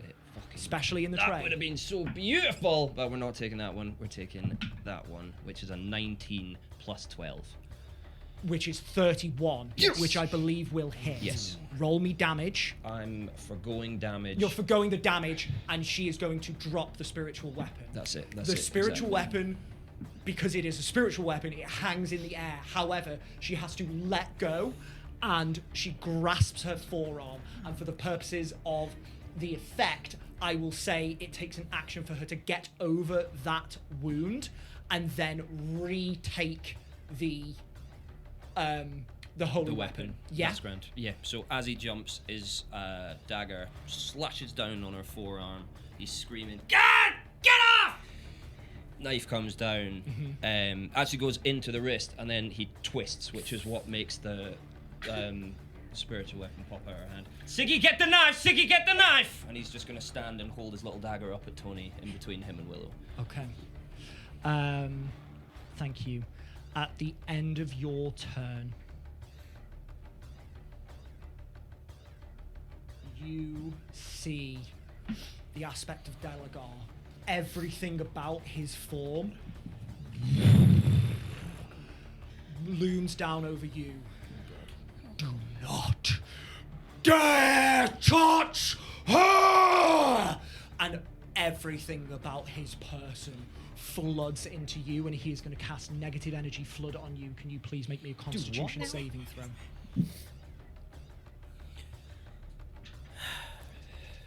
What am I rolling?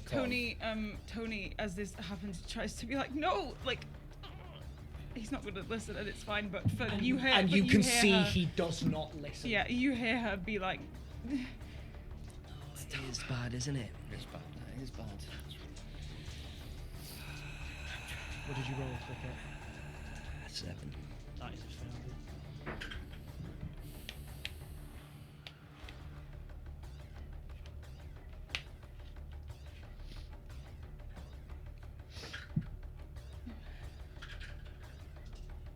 You take 41 points of necrotic damage. Can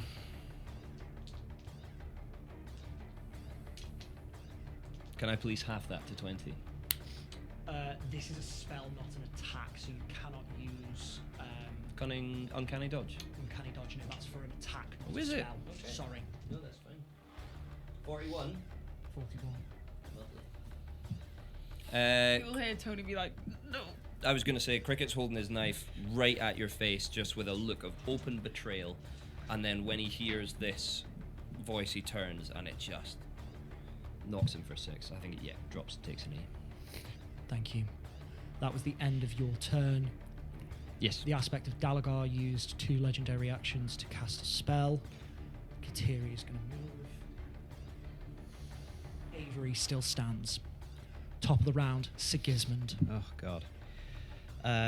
How far am I from Willow? 10 feet. I move in 5 feet. I hear Cricket say that. Can I pick up the sickle as a free action? Or Because it is not a corporeal weapon, Yeah. it is a holy weapon. Uh-huh. You can't grasp it. Okay. It's an incorporeal force. Yeah. It is only because it is Antonia's weapon That she's able to she use can it, yeah. grasp it. Okay, I hand phases through it. Nope, not good. Tony, stop this. You're killing her. And I will place a hand on Willow. Are you a willing creature? I don't think she's willing or unwilling at the moment.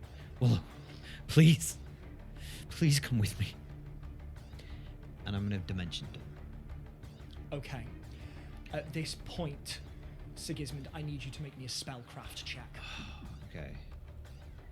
Why? It just happens. So that's plus 10, I think we said, yeah. Yeah, proficiency and Yeah. modifier, yeah. 22? 22. Oh, shit. If you're like holding her there. That is a failure. God! And you grab Willow. Oh, and I you didn't even minus a d8, so. It's okay. It's okay. Sorry. No. Yeah. Good looking out, though. Good looking out. You try and grab Willow, and you will her to come with you through time and space to a different point, and you begin to pull. You feel that sensation of your body being stretched like elastic, and then all of a sudden, you see Willow scream in pain as her form pushes against these silver lacerating lines, and she screams out in pain, and you have to let go of the spell. Does that expend my spell slot or It no? does. Ah! I think you count this. Well, yeah, potentially. Oh my god! This is infuriating. In that case, as a bonus action,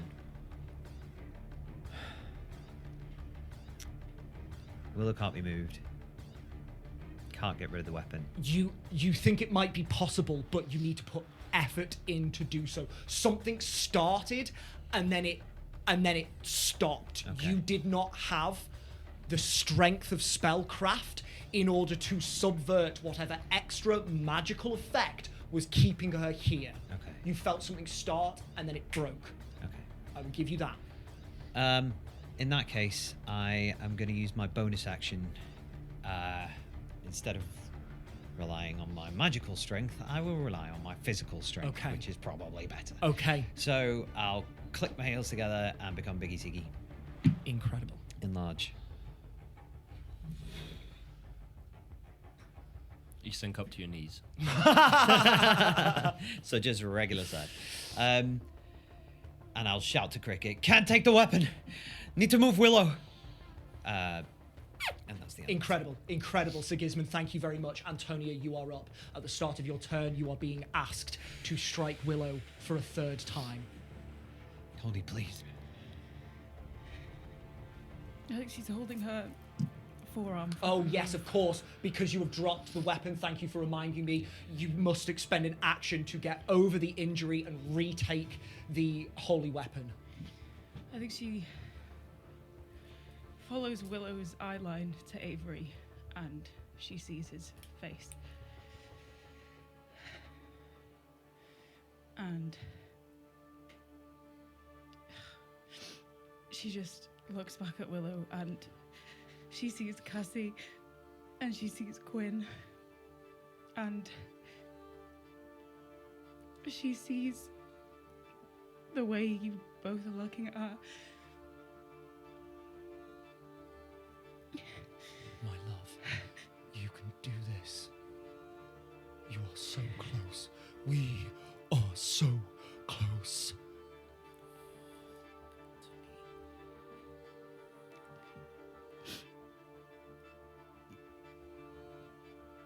She's gonna pick up the spiritual. Tony, come on, you're stronger than this. But that's all I can do now. Willow.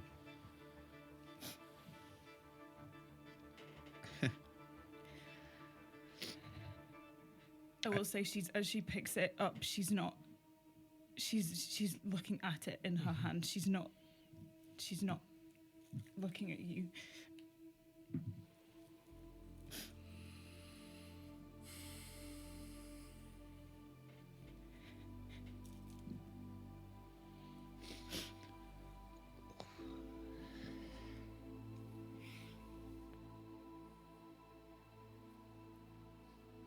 Can I just like see what movement I have? Yeah, You go to try and move with, because you are hovering in the air, you just go and try and move yourself, and your whole body is beginning to be wrapped in these lacerating silver lines. It's as if magical razor wire was wrapped around you, and as soon as you move, they dig in tighter to your flesh, and the pain burns into your arms and your chest. That doesn't take an action. You No, just, no, that's fine. yeah.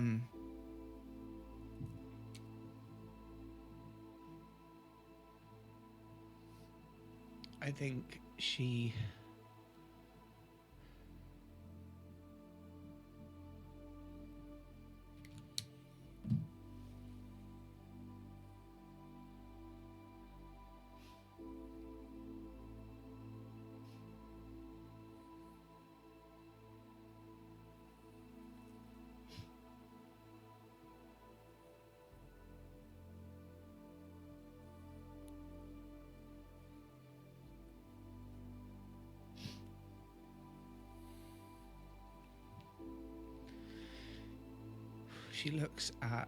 She's looked at Avery, and in between that round and this round, she sees Tony make a choice.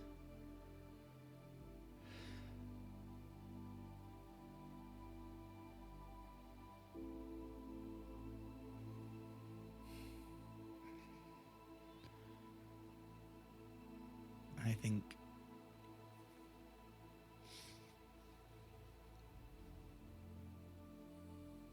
this major trigger for Willow of people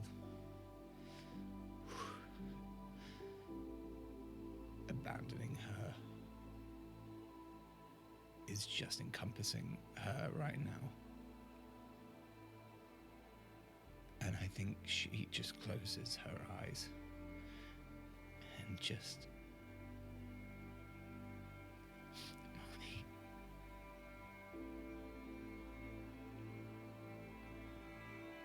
Just asks for her mum. That's fair. Thank you.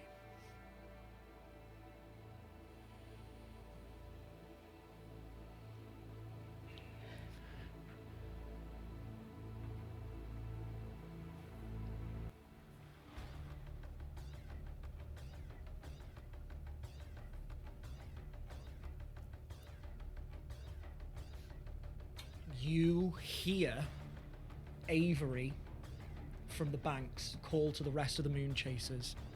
Remember, none must strike the champion of stars but the herald. And the rest of the Moon Chasers start to move in. Jorrit and Lucen are going to take their attacks against you. Jorrit's. That is a natural 20.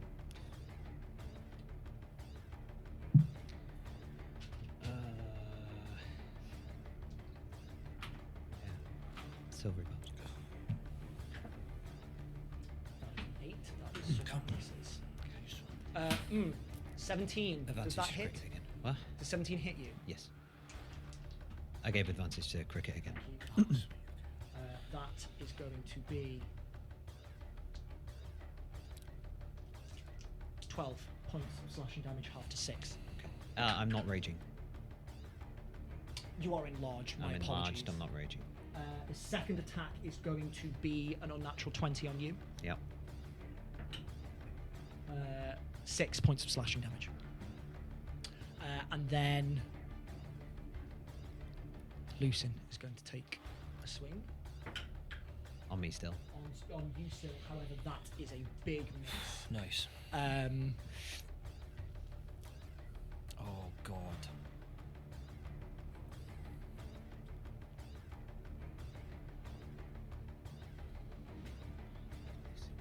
And then at the end of Jorrit's turn, the Aspect is going to use one of its legendary actions to make an attack against you, Cricket. It is going to use its Beguiling Smoke for a 28 to hit. Yes. Can you make a wisdom save, please? I certainly can. This one. Come on, old greenie.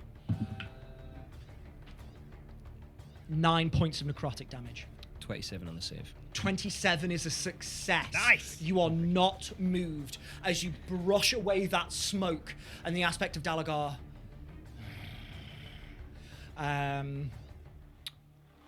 Just leers down at you. Do not defy me. It is now Dalagar's turn. He is going to grab a rock out of the air magically and just he's going to use his falling star attack. Oh, great. 24 to hit. Yeah. Okay. You are going to take 16 points of bludgeoning damage and only 5 points of radiant damage as this rock crashes into the lake surface. So it's just you. It's just me. Yeah. Yeah. Oh man, what's that? Difficult. Difficult terrain. Difficult terrain. Anywhere within 10 feet of this rock is now difficult terrain, as though it does not break the surface, the lake surface does warp as if it were made of a very large, very thin sheet of metal that is warping and bending, and then it sort of ripples back down. That will last until the start of this round, the start of his turn, sorry. Okay. That is, however, his action. So Kateri is going to move in. And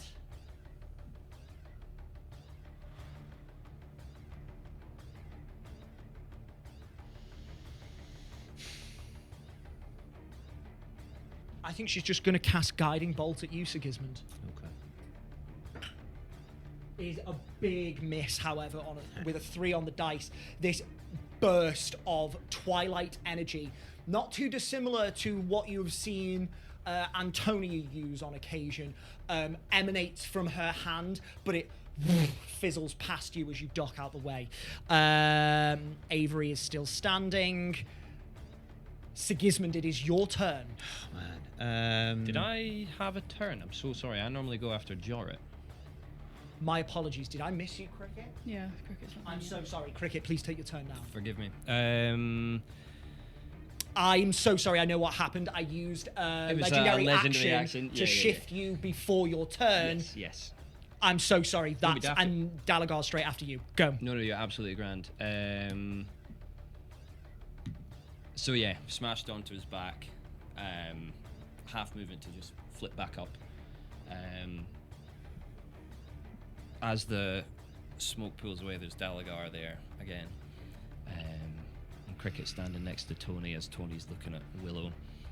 Tony's looking at the spiritual weapon in her hand. She's not looked up against Tony's it. looking at the spiritual weapon in her hand. Okay. Cricket, yeah, jumps up, looks at his knife for a second, looks up at Dalagar. You're not a god. You're a monster. I'm not scared of monsters. Pings the knife to his left hand and then rakes it up the back of Tony's back where the smoke's coming out to target Dalagar. Oh, nice. Nice. Sick. Give me an attack roll. Pedro! Before I do that, may I insightfully fight Go. as a bonus action? Go. I'm so sorry. No. That was cheeky of me. No, it's not. You can use bonus action. Oh, what are we That saying counts. about Yeah, that? that What are we counts. saying about that? It's on the tray. If I were to deny you that, You'd I be a couldn't live with cruel myself. DM. That's Okay. incredible. What is that? 29 on the edge of a knife. 29 on the edge of a knife, For people baby. who I are wish I had listening- my phone on people me. who are listening Hang on podcast, it ended up on the rim of his dice tray. The dice. I need a picture of this. Incredible. Good or bad? It's a natural 20. I've used merit For a action. I total felt of... that knife. 34. Yeah, okay, totally fine. You can still make the attack without insightful fighting. I will make the attack anyway. Yeah. Have you used the advantage from Silvery Barbs yet? I'm not. I'm going to use the advantage from Silvery Barb. which will- Absolutely. Sneaky attack. Go! This is 17 and a 4, so 29 to hit. 29 I wanted a natural. will 20. hit. And because you had advantage, you get sneak attack. Yes. Fuck him up. But not my insightful fighting. Not the insightful fighting bonus. bonus. So it's 9d6, not 12. Oh, I didn't see poison either. Good God. I'll remember that for next time. Okay. Well, that's a 1. Let's start with a 1. 1, 4, 10, 15, 20, 26, 29, 33, 34, 38, 43 plus 6 is 49 plus 4 is 53 points of piercing damage.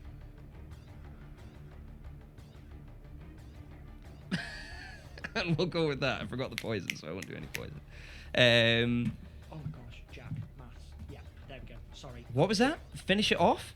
What did you? What was that? Yeah, absolutely. Yeah, perfect. Yeah, it's insanely strong spells, but weak sauce hit points. So yeah, rake the knife up the section that it connects Yeah. to Tony. You slice through this smoke, this purple webbing that has emanated from out of the back of Antonia, and you cut through it. But rebinds together, but you do hear, "Ah! You will never separate us. We are entwined. We are connected. We are one." Cricket, is that your turn? Staying in melee of Tony, I will just dash into that patch of difficult terrain so I can be near Willow. Okay, thank you very much. At the end of your turn, he is going to use another legendary action to make another beguiling smoke attack against you. Beguiling. That is a natural 20. God. Is that the third one you've rolled, isn't I it? think so. Yeah. What was it? A wisdom save? Wisdom save. 12. Fuck. Do you want to know something really fun? If Cricket didn't bring the little fruit basket earlier, I was going to cast Hero's Feast for everyone to have like a nice little last meal. Fuck. But you brought a fruit basket, so. Thanks, Ben. It had a magic pear in it that you blighted. So that's an 8, an 8, and a 7 on the 3d8. So 23 doubled to 46 points of necrotic damage. And you are moved. He's going to move you over here. He's just going to move you, and he turns you to look at Willow as she is being held. You said that happens at the That's the start that's of the my next end. turn. Yes. Start of your next Last turn, time it you worked usually- is- Sorry. Yes. That was cool though. What a disgusting. But yes. No, you're absolutely fine. Thank you very much. So that is Cricket's turn. From the previous round, we got to the top of the round, so it is now Sigismund. Thank you very much. No, for keeping me honest. Sorry. No, please do not apologise. You Okay. need to take your turns. Sigismund.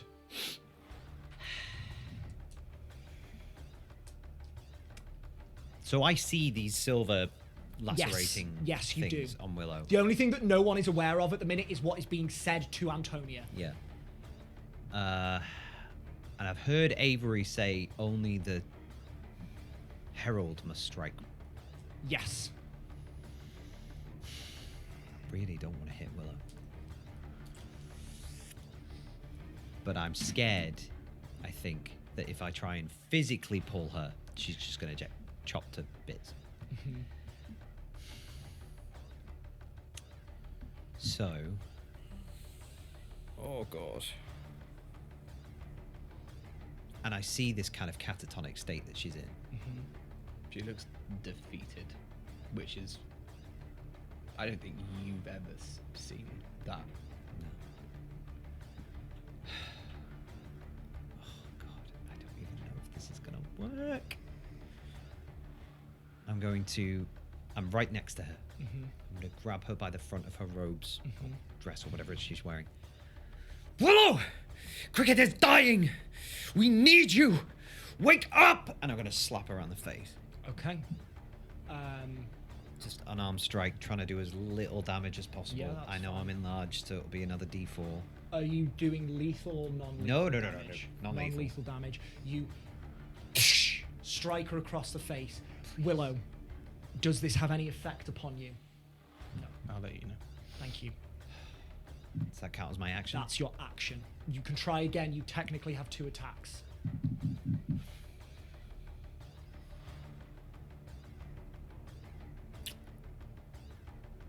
I'm also right next to Tony. Yeah. I'm going to turn and grapple Tony. Okay. Give me an athletics check. I can't wake Willow up. I'm going to stop her from hitting her. Okay. No. It's a 3 plus 16, so 19. Does not hit. Sorry, no, it's a grapple, so it's contested. Athletics or acrobatics, Antonia?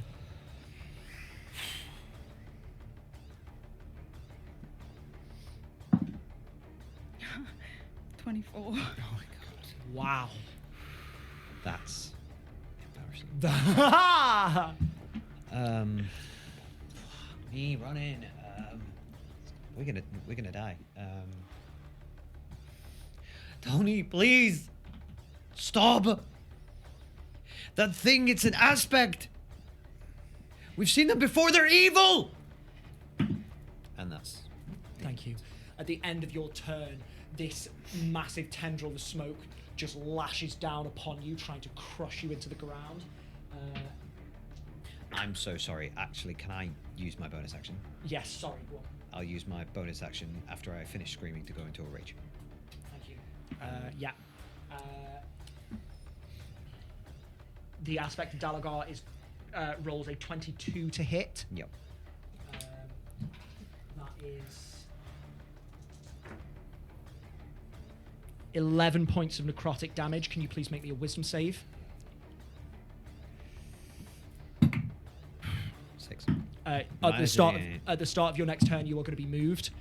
It's actually a 2.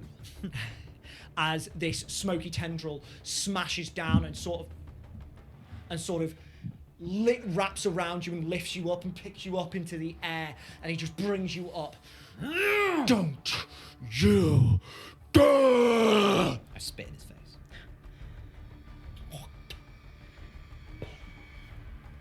As you just stare down this god. Antonia, that is your turn. At the start of your turn, you are being asked to strike Willow for a 3rd time. I think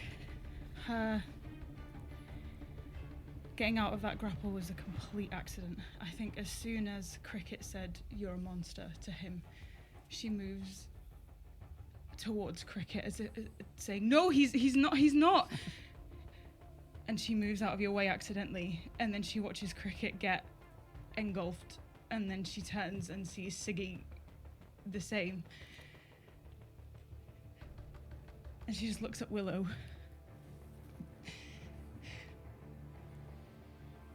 I told you they would never think of you as anything other than a monster. My love. Finish this, and I can be with you always. I think as he's saying this, she has flashes of her life at the temple, but she also has flashes of her with the Dawn Takers, and she sees her and Willow going on adventures and talking and everything, just everything that they got up to. She sees going to the temple with Cricket and the moments of when he's really tried to show care for her and she's just not seen it. And she sees Siggy and his people and the children.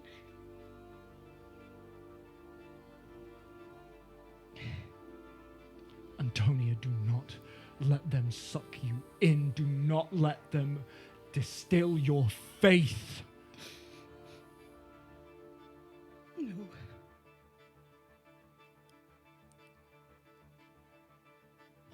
No. And she's going to cast Heal on Willow at 7th level. Okay. Willow, you regain 70 hit points. 80. 80, my apologies. As you just hear, you all hear. Antonia! Antonia, my love, what are you doing? No!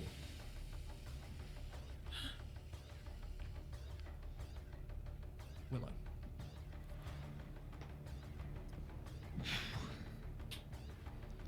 And Tony's just looking at you, like, with so much fucking apology in her eyes. And then her heart also breaks as she hears him say that because she loves him. And she's just looking at you like...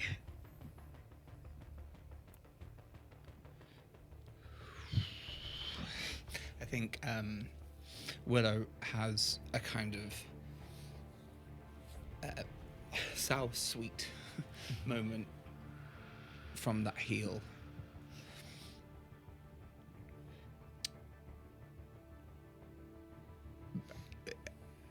Still battling this loss. Oddly, Filkin comes to her brain. And the line he said about everyone I've ever loved is always with me there in the soil. And I think she kind of glances over to the bay of the lakeside, kind of just in front of her dad, and instinctively will Starlight step out of the grapple. Okay. I probably will have to make a check, but Yes, indeed, please. foresight. It means you've got advantage for the next. Yeah! Yeah.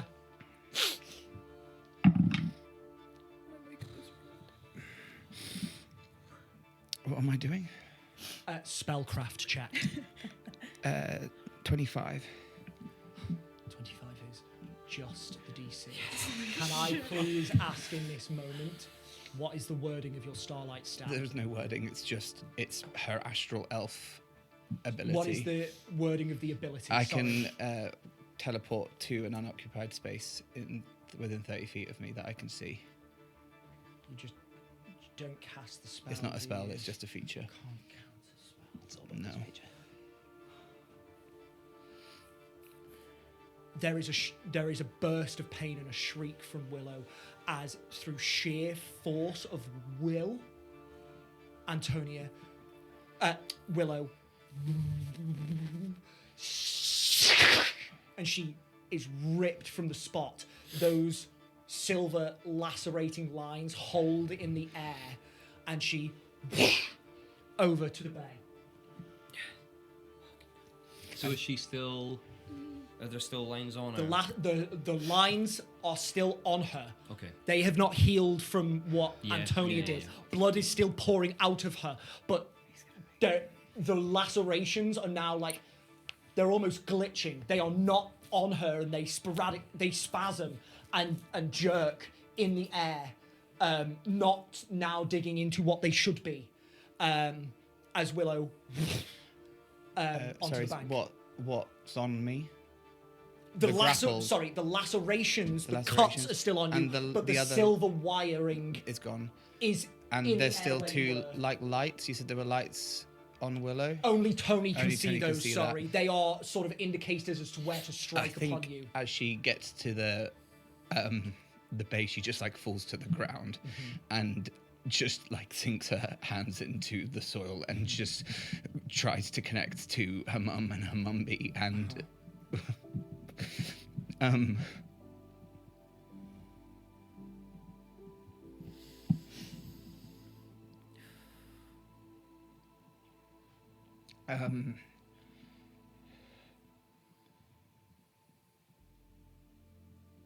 did I hear what Jorah said about only the Herald can strike her? I believe you It was did. Avery yes. that said Yeah, it was it. It was Whoever Avery who was said said it to, but it was Jorah who moved next.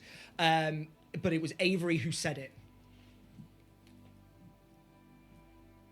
she turns back to her dad and stands up in front of him.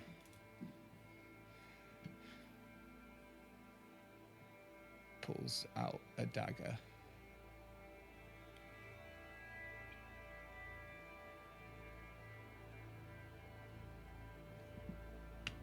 And I'm going to strike myself to test the theory.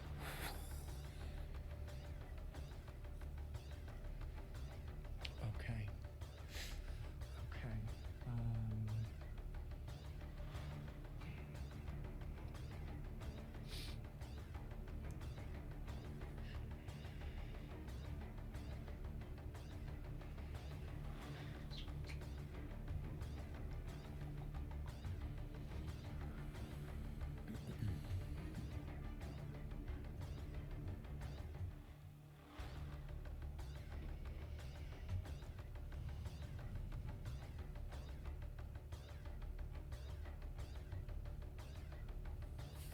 Can you make me an attack roll, please?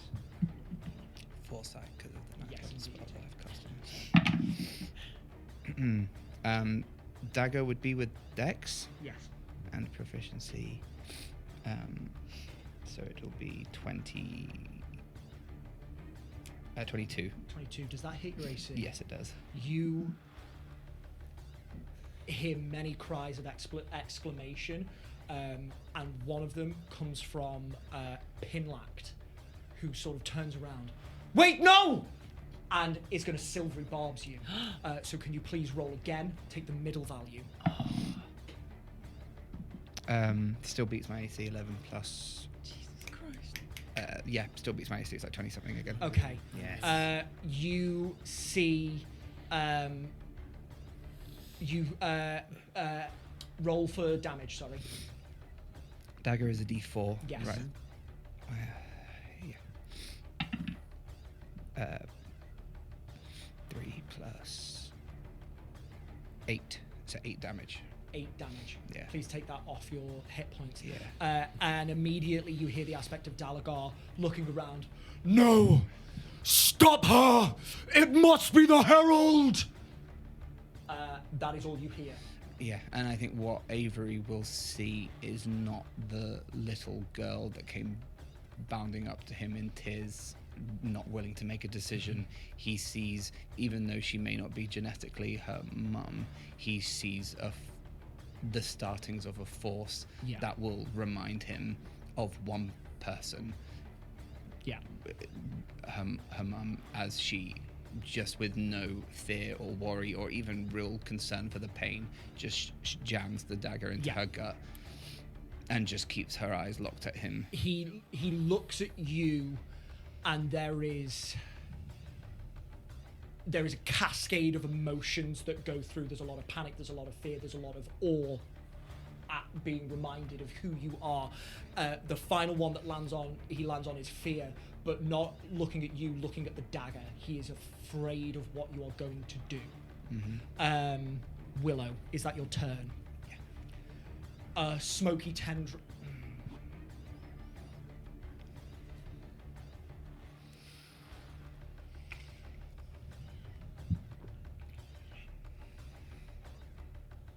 Can't reach you. Okay.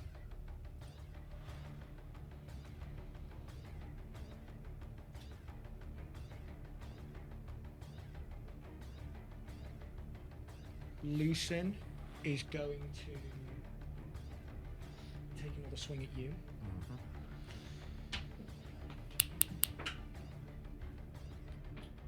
24. Yep. Comes the smite, guys. No, this is Lucen, not Joran. Oh, okay, all right. Here comes the sneak attack. See, it's a sneak attack. Yeah, yeah. She has loved 2 men in her life. Yeah. Oh God. Did you have to build a rogue? Sorry.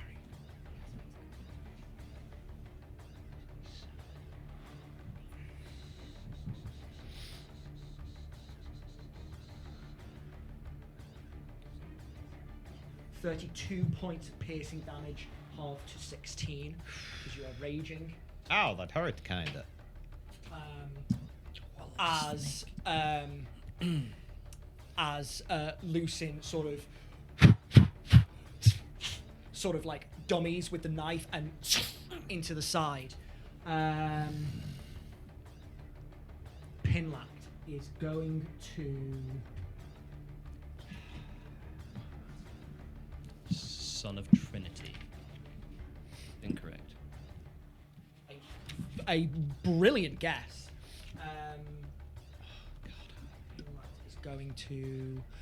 Pinlack is going to put his hands out towards you, and this nebula bursts out from around you. Can I have you make a wisdom save, please? Advantage because of foresight. Absolutely right.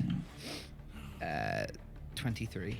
23 is a success. You see this mesmerizing color just flash in front of your eyes, and you close your eyes and brush that force away. Fuck. He sees the little girl that he used to sing to, just kind of shake it off and glare back at him as like her hair flies around, and he just sees again a huge aging happen of this woman. Yeah. Jorah is going to turn around and go, Willow, fight me. Going to cast Compel Duel on you. Wisdom save again, Willow. Oh my gosh. Natural 20. Come on. Hell. She just says, fuck off. They are all hurling themselves at you, and they cannot get their spells through. The aspect of Dalagar at the end of each of these turns is going to make a beguiling smoke attack against you.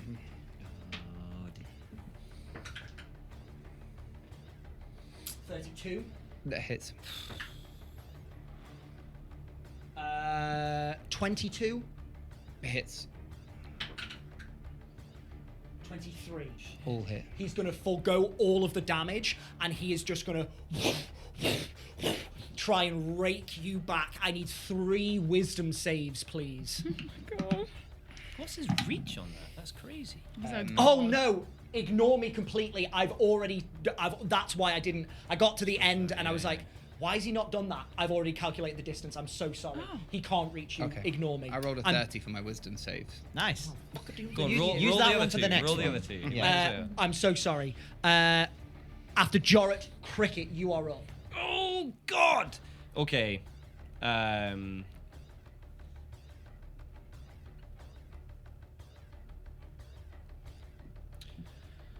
Sorry. World of my own there. Bonus action, insightful fight on the aspect again, if you will. Deception check from him. That's a natural 20. Let's For a go! total of- For a total of 34. Well, he rolled a 9 for a total of 23. What? That's close. That's very close. I mean, I rolled well. It's not that close. You did fucking great. You have insightfully fought him.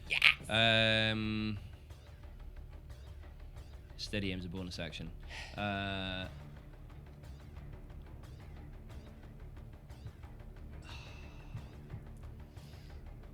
This isn't gonna go well. I'm gonna do it anyway. Yeah, I will look at Tony. I'm standing right in front of her. At this point, I am quite fucked up, shall we say. There's lots of scrapes and scratches. I think this elbow is already beginning to swell up with a bit of soft tissue damage. He just holds onto the hem of her tunic and just looks up at her and says, "You gotta save her, Tony." And then with his other hand will reach behind and do another one of those and try and Give me an attack roll. cut her off. God! I hate you all. 18 doesn't hit, does it? Can I help him? Just hit me. Are you a... Oh no. Barb, throw me. Sorry, you're not attacking. You're not attacking Tony for a moment. I got totally confused. No, that's totally An 18.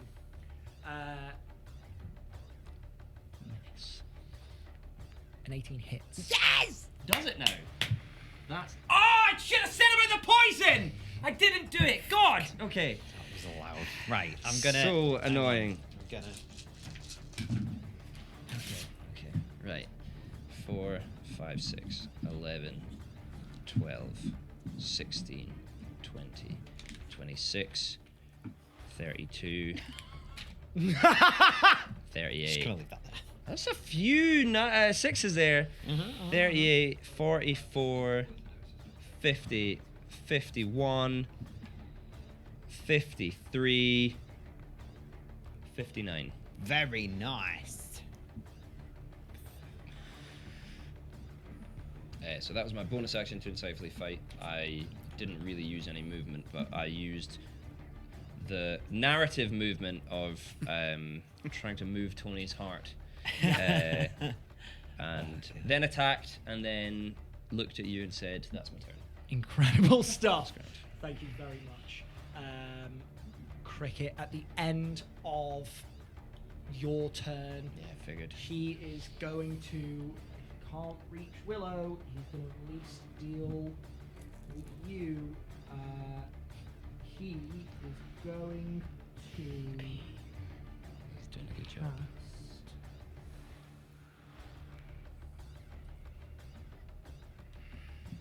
Oh, you cast him as well, bastard. Oh, I'm raging. I'm raging. Raging I am, Gav.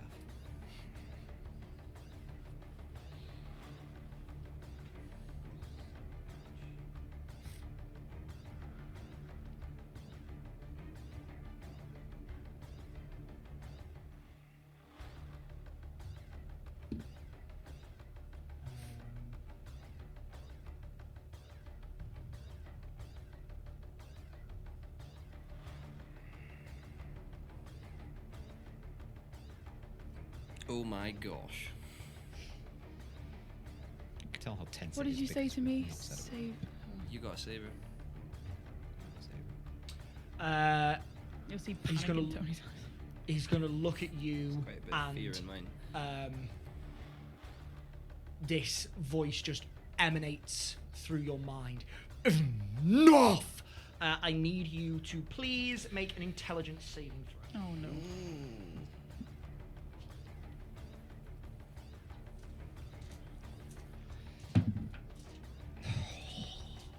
It was so close to being a 12. I don't have inspiration. Oh, Dewi. No, I've absolutely not been doing that, actually. I thought of that 2 minutes ago and then forgot again. Jack, I've not been rolling concentration checks for Arcane Eye. I have taken damage 1, 2, 3, 4 times. So I'm just going to roll 4 times above a 10 Yep. really quick. Yep. There's 1. Nice.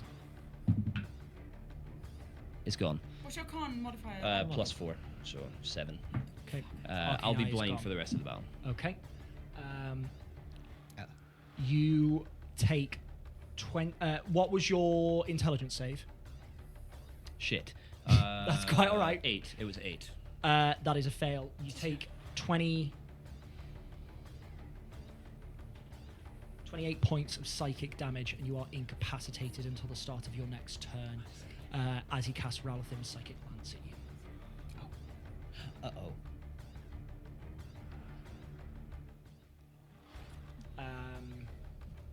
And then it is his turn. Oh my god. He is going to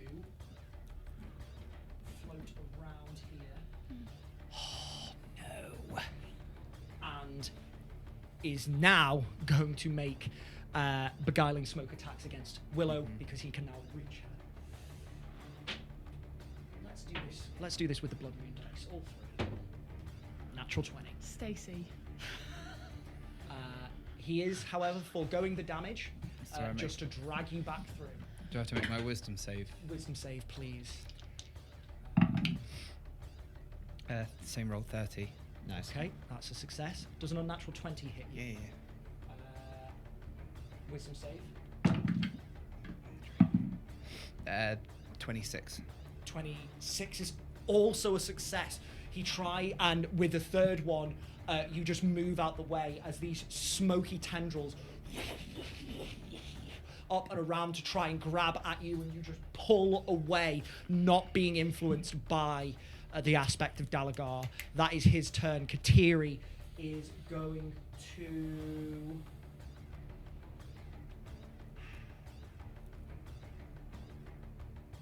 Katiri is going to come up to you, grab you.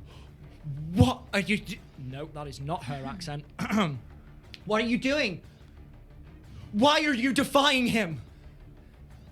Why are you defying us? This is everything you've worked for! That's going to be her turn. Avery. Tony just says back, there's more important things. She just looks at you. Avery.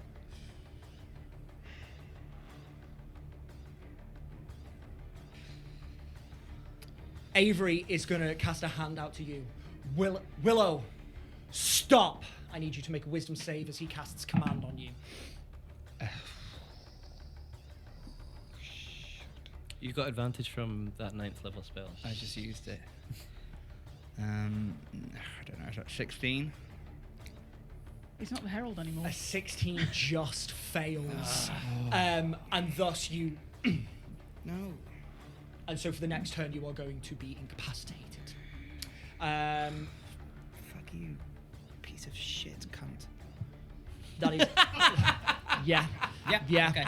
That's your father. Canonically, the first time Willow's ever said that. That's your father. So southern as well. Was my dad? Was he before me in the initiative? No. I hadn't He's had my after go. Katiri, This is the end of the round, not the start. This is the end. I thought Avery is... Siggy just had his go. No. No. No. Okay. Sorry. All right. No, you're quite right. Avery is dead last in initiative. Top of the round, Sigismund. It is your Okay. turn. Right. Things are looking up here in Dulac. Man, I'm surrounded. I think I'm just going to keep it simple, stupid, now that I'm raging. And I'm just going to go for... Who's been the most bothersome? I'm going to go for Luke. Lucian, whatever his name is. Luke. Okay. I'm going to whip around after he tried to, like, sneak attack me. She never loved you, you sneaky little rat. And I'm going to try and attack him twice recklessly. Yeah, go for it. He was the one you were dating, right? Okay, cool. But they had a really happy relationship that just had to end on. Well, I'm just being mean, He's all right? I'm just- just being a little Just bitch. throwing shade. Just throwing shade. So, oh god, no, so many maths. To hit is 24 minus 420. On Lucin. Oh, sorry, that's not even an advantage. I'll keep the D8, which is a 4. Yeah. So yeah, 20. 20 hits. Okay. Do I minus the D8 from damage as well? No. No. Okay. All right. Cool. He takes 12 damage on the first strike. No, don't put those away, you silly fool. And then I'll tell you what I'll do. If I'm doing it recklessly, I'll roll the D8 and then subtract it from both numbers. That's another 4. Okay. 26 minus 4, 22 to hit. 22 will hit again. Roll Okay. damage again. He takes... Oh. Sorry, I forgot to add my weapon modifier to that. Yeah. So he takes...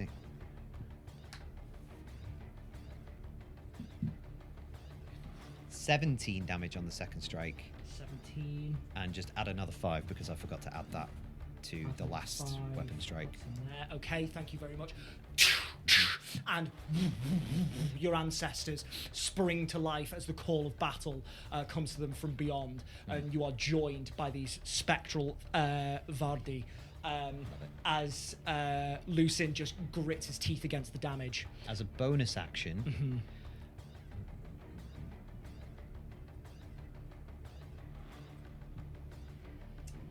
Yeah, I'm gonna use Tail of the Beguiler against Lucin. Okay. He needs to make a wisdom saving throw.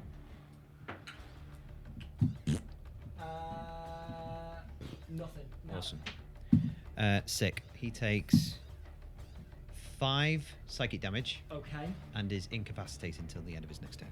Oh. Come on. Well, he was going to use his reaction as a scout to run away from you at the end of your turn. He is incapacitated. He cannot do that. Thus, he stays where he is. I'll say to him, she never loved you, you little rat. And it just sort of cascades over him, and it freezes him in place. Sigismund, that is your turn. That's my turn. At the end of your turn, the Aspect Delagar is going to use 2 legendary actions. He pulls down a massive chunk of rock straight into the center here, and is going to cast Destructive Wave on you all. Can everybody please make a con save? Including me. Not you. Me? Yeah. It's a D8. Ooh. No, I'm so sorry. He's not going to do that. He's not going to do that. He's not going to do that. No, he's not Okay. going to do that. That's fine. Because if I die, He will. Loophole. kill me. He is going to use a legendary action to try and pull Willow back for now. So there'll be an advantage because I'm incapacitated. Whatever he's doing attack-wise. It's okay. I'm guessing so. 26 to hit. Yeah. Forgoes the damage. Wisdom save. 22. 22 fails. So you are going to be pulled back. Shit. That was at the end of Sigismund's turn. Yep. Antonia, your turn. You hear Dalgar's voice once again. Antonia, please.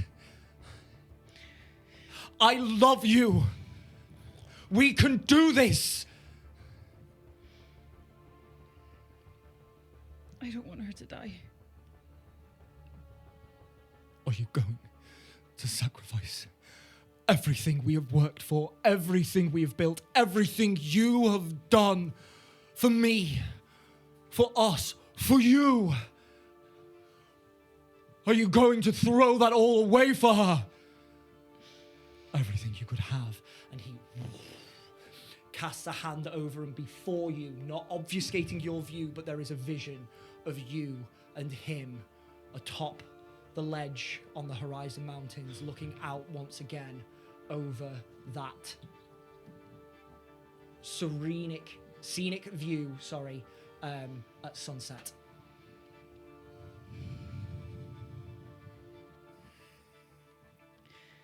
I love you. I'm just going to reach out her hand towards Cricket and cast Heal on him. No! Antonia! Please don't betray me! 70 hit points. I was way more low than I was letting on there. That's unreal. 70. I think she's just like crying. She's not looking at him.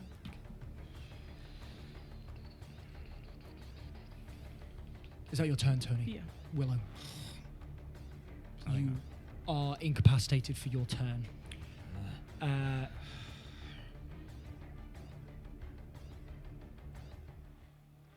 Lucin is going to go. He's No, incapacitated. Lucin is incapacitated. Oh my fucking god, here we go again. D4. incapacitated, minus a D4. Pinlack is going to go.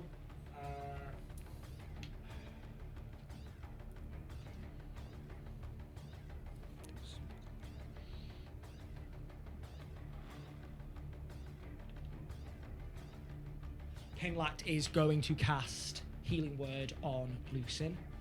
That is a very bad roll.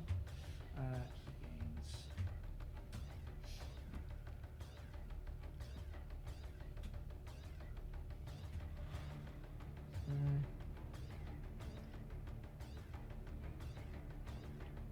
Jorrit is going to go.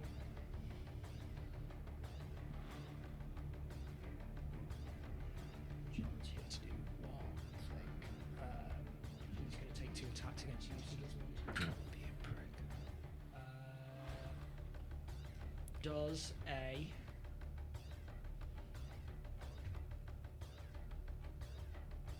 14 hit you? No. My AC's 15. Oh, and that is a 4, so 13 to hit. Nice. Trying to strike twice against you. You just king, king with the axe as you are in the midst of battle. Let's go.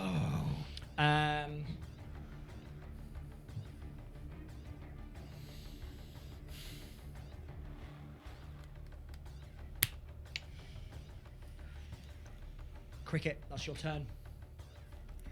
I'm incapacitated. You are incapacitated. Are you? Yes. Ralthim Psychic Oh, Lance. oh my god. Which means that it is Dalagar's turn. Daddy G.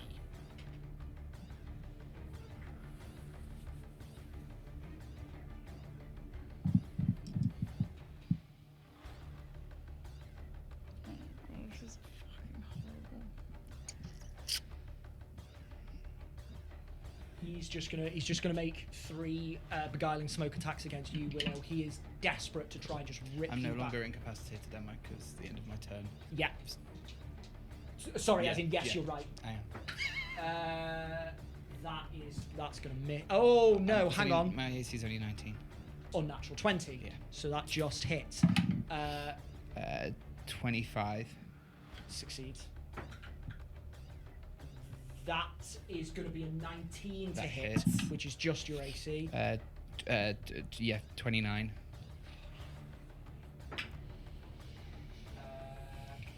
That is going to be a 28 to hit. Hits. 27. 27. You, try as he might, there is no force that Dalagar can set against you that will you back to where you should be. I think she's just still locking eyes with Avery. Yeah. Okay. Kateri is going to cast. Kateri? Kateri.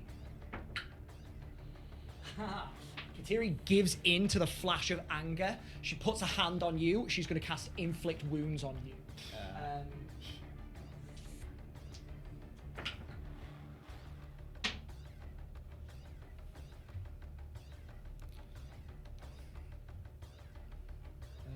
That is going to be a 25 to hit.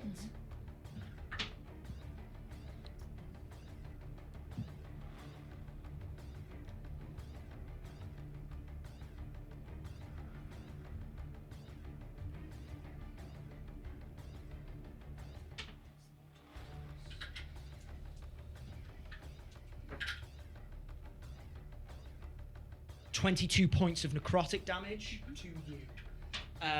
At the end of her turn, Dalagar looks around and sees this. What do you think you are doing? Strikes down at Kateri in rage. I was gonna say, I think as Kateri casts the spell on Tony, I think she just lets it happen because she knows what that means. He hits Kateri. Oh god. Flattens her. She's dead. Nice.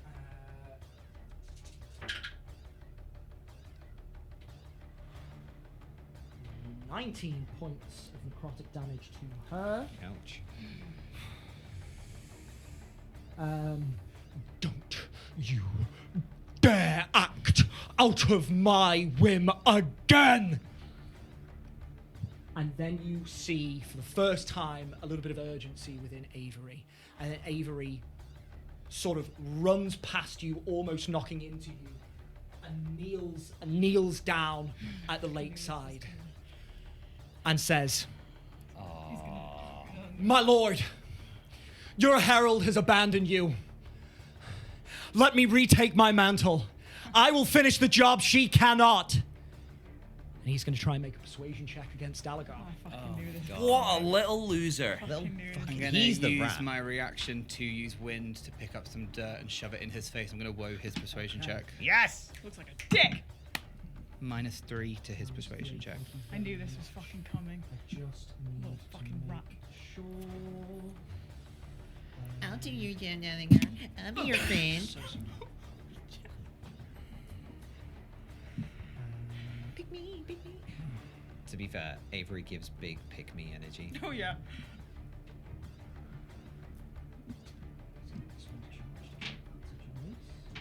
Bastard.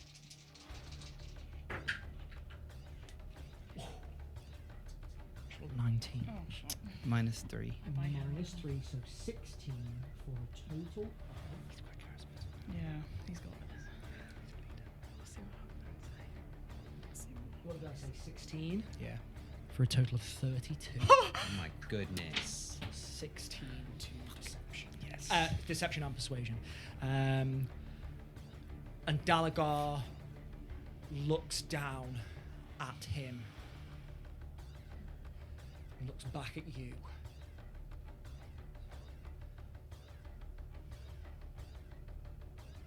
And you see no decision made at that point. It's because he can't act until his initiative. Yes, and he knows this being the god. So Yes, he yeah, is so he bound- understands. When he says he can't reach down and do whatever he wants, Yeah. he is bound by certain rules. He Yeah. means the mechanics of the game. Of course, yeah. Dalagar's like, yes, there's a big man upstairs that says I'm not allowed to do anything just yet. Just give me 6 seconds. Do I sense Um, anything from him in that look? You can make an insight Right. check on your turn. Okay. Well, then I will say, Uh-huh. when she said "I love you" before she healed Cricket, she meant it, and that will be conveyed to him throughout. Sigismund. The big guy's starting to piss me off. I was going to try and finish off the little guys, but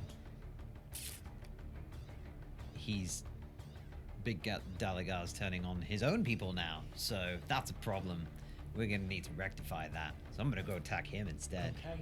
I run past the incapacitated Luke. You do so as you run out of Jorot's space. He's going to All right, take an attack against you. I'll take it. 25 to hit. Yeah. And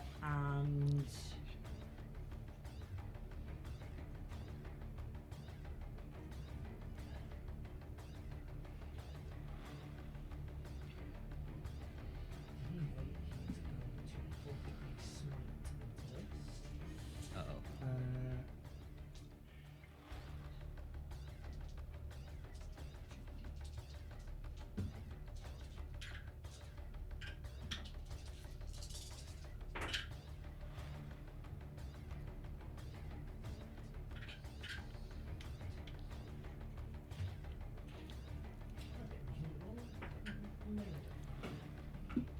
26 points of damage, 9 of which... Oh, no, sorry. Hang on, bear with. 14 points of slashing damage, half to 7. Yeah. And then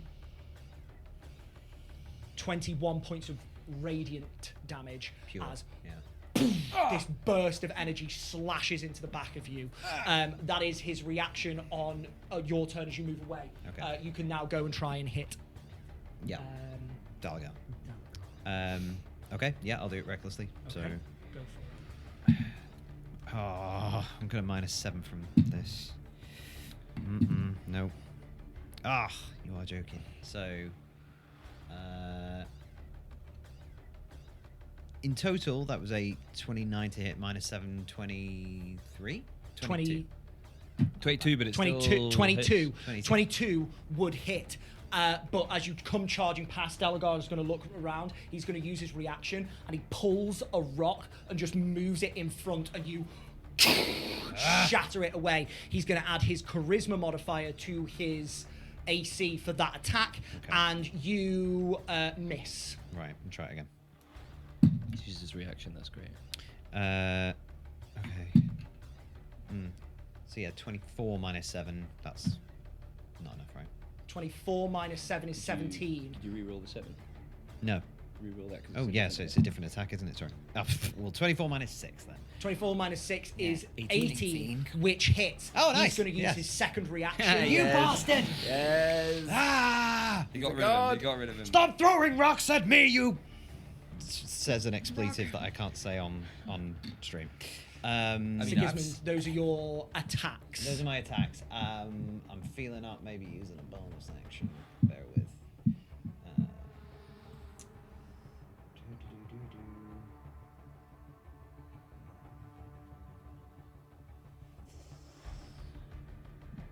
Yeah. Okay. I can use the same.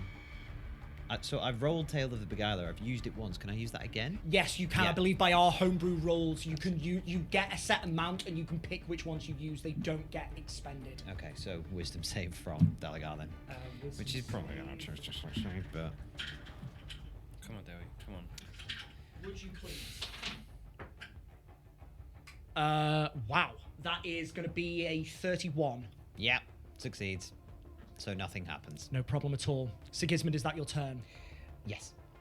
Tony, at the start of your turn, a part of this smoke tears away from Dalagar and coalesces in front of you and a regular-sized Dalagar, as he was, as you knew him, looking exactly like he does every single time you visited him in his realm.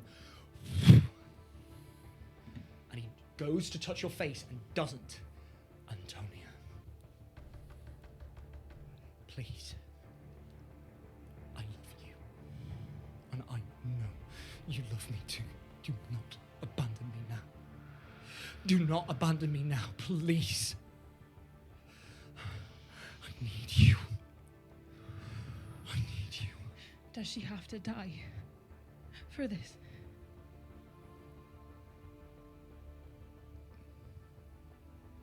The blood of the astral born finishes the rite. The moons come down. The light goes out. This is everything we wanted.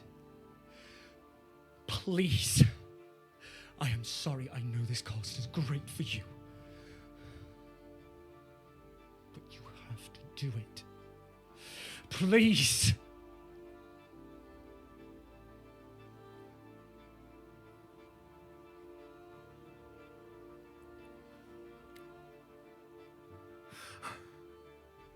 You see the smoke recede back into his form, and his arms go to those crevices in his chest, and you know exactly what is about to happen because he has told you this story before.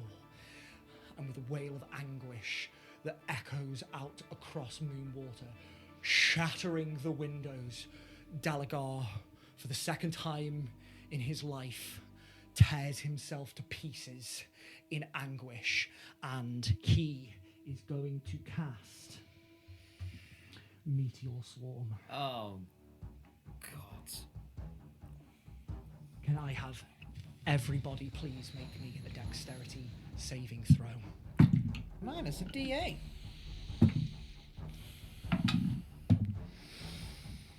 Oh, I have advantage on this. Is mine disadvantaged because I'm blinded? Yes. Yeah. Where are my dice? I hate this minus a D8 thing because I'm going up and then down and up.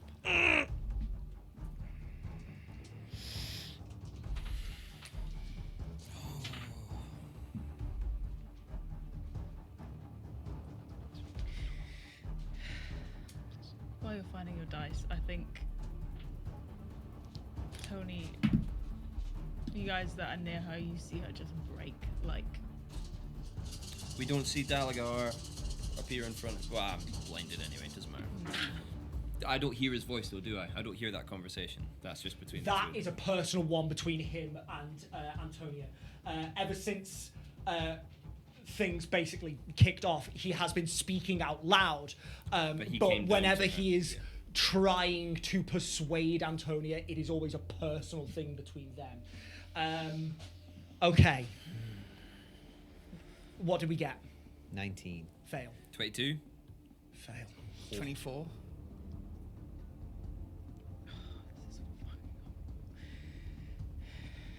The, A 24 just fails. oh my God. Antonia. 15. The only respite we get from this is that they probably all failed. Surprised he's striking me. Behind me. much to him. Not for long. I'm surprised he's striking me. I'm so pretty. Makes sense. This is big dice, isn't it? Yeah, there's a 9th level spell. Well, it's been fun, you guys. Is this on your turn? Yeah.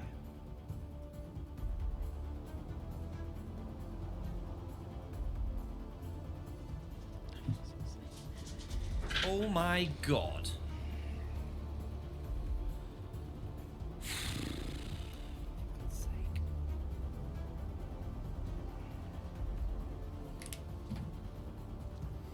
Anyone who failed takes 69 points fire damage, halved to 34 for you. Can I have that as well through evasion? Yeah. Yes, you do. 34.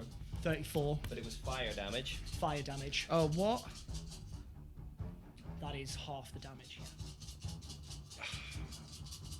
I'm going down. Me too.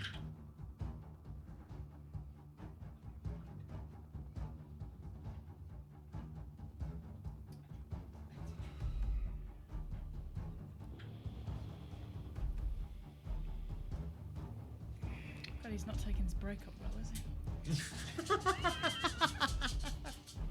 Couldn't have let him down gently, Tony.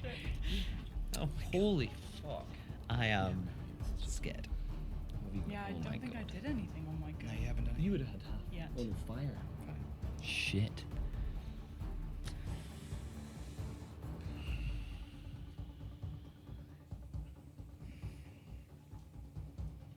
And then 58 points of bludgeoning damage, halved to Oh, thank 20. 4? Thank you. 24. 29, sorry. 50 halved is 25. 8 halved is 4. 29 total for you. Willow's at 0 hit points. 0 hit points. And for she you. falls. Drop. You can see that Dalagard does not react to this because this, you assume, is somewhat of a collateral effect as he just tears into himself and just breaks pieces of him off. He tears at himself. Smoke billows out of these cracks, and these chunks of Dalagar just rain down onto the lake. That was at the top of your turn. That effect happens as soon as his heart breaks. Oh. Antonia, you get your turn.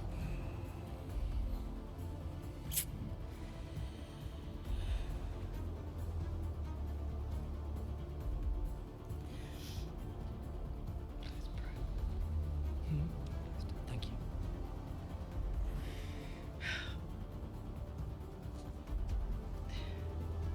Did we see everyone else take hits, like Avery and Lucian and Jorah and all? Well, I can't see anything actually. It's Yeah. They need to roll saves because he is not choosing to protect them. I can't remember where we were in the initiative, but I think if Lucian's Tony's still turn. It's my turn. incapacitated, he might God. auto fail. Yeah, Lucen will auto fail. That's good because he's a rogue, so he doesn't get his.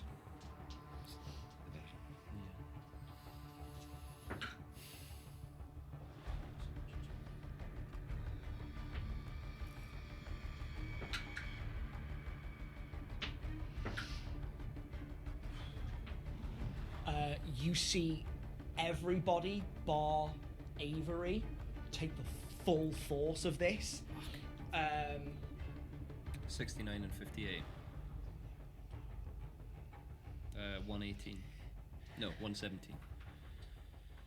Jesus Christ.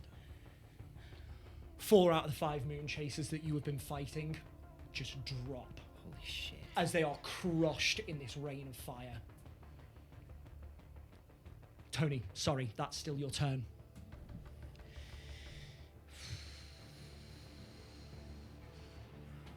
I think part of her also breaks as she takes the damage from this. quite a lot of damage. And then she looks around at her friends. You're on the floor. What are you two like? Siggy's looking rough. There's like he's like burned in places. Blood is dripping out of his mouth. His nose is probably broken. He's like, he's still glowing though. Cricket's eyes are bloodshot and unseeing. They're unfocused, looking around. When you put your hand on him to heal, he kind of scrabbled at you like a kid, really. And he kind of holds onto your shirt sleeve. But as you feel the meteors come striking down, he hears a ringing in his ears and just jumps slightly to the left. So he's kind of all fours next to you, blind and fairly useless, all in all. I think she feels numb inside. Like everything, her whole life gone. But as she looks at her friends, she knows that she needs to help them. She's gonna walk around, not leaving his range. I'm trying to get in the middle of the Dawn Takers, basically, so I can be kind of near everyone. How far away is Willow from you right now? I'll move her where she was standing, not where she had fallen. So she's about there.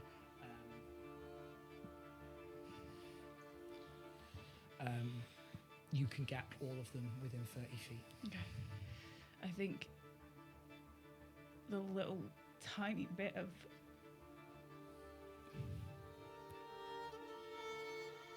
love that she feels from you guys, that she can see and cling on to right now, fills her being for a split second, and you feel like a cold, crisp kind of air hit you as you inhale, and she's gonna cast Mass Heal Goodness. on the four of us. So, Dalagar is going to turn around. No. God, Does he don't, have any reactions please. left? He has 3. No, come on, let me do No, it. fuck off, Dalagar. Please, He's let gonna me heal turn my around. friends. I'm so sorry. But I can't let you do that. Fucking counter spell. Does he have to roll for it? He does. Because it's 9th level. He's so gonna fucking No! Disadvantage because I just broke his heart. I can't do anything. The DC is 19. I don't know. I'm raging.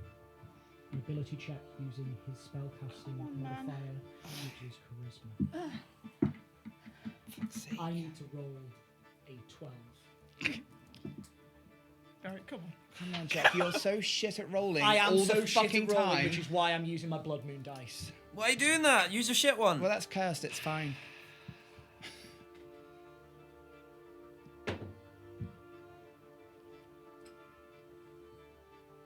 Wow. Dalagar truly has been sundered. I rolled a 5. Yes! Yes!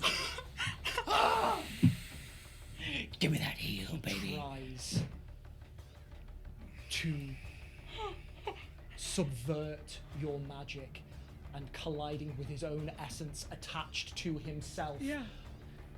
Something skips past and he sees this of nebula burst out from you. No! No! Yes. And you all are affected by mass heal. So I'm restoring up to 700 hit points divided between us, so I'm guessing everyone's back to full pretty much. 700 divided by 4 is Yeah. like almost 200 hit points apiece. And also, creatures healed by this spell are also cured of diseases and any effect making them blinded or deafened. Dude! Oh me. no! Any effect? Does it say any Any effect? Effect Yeah. causing them to be blinded. Not a or disease that deafened. causes them, it's an effect.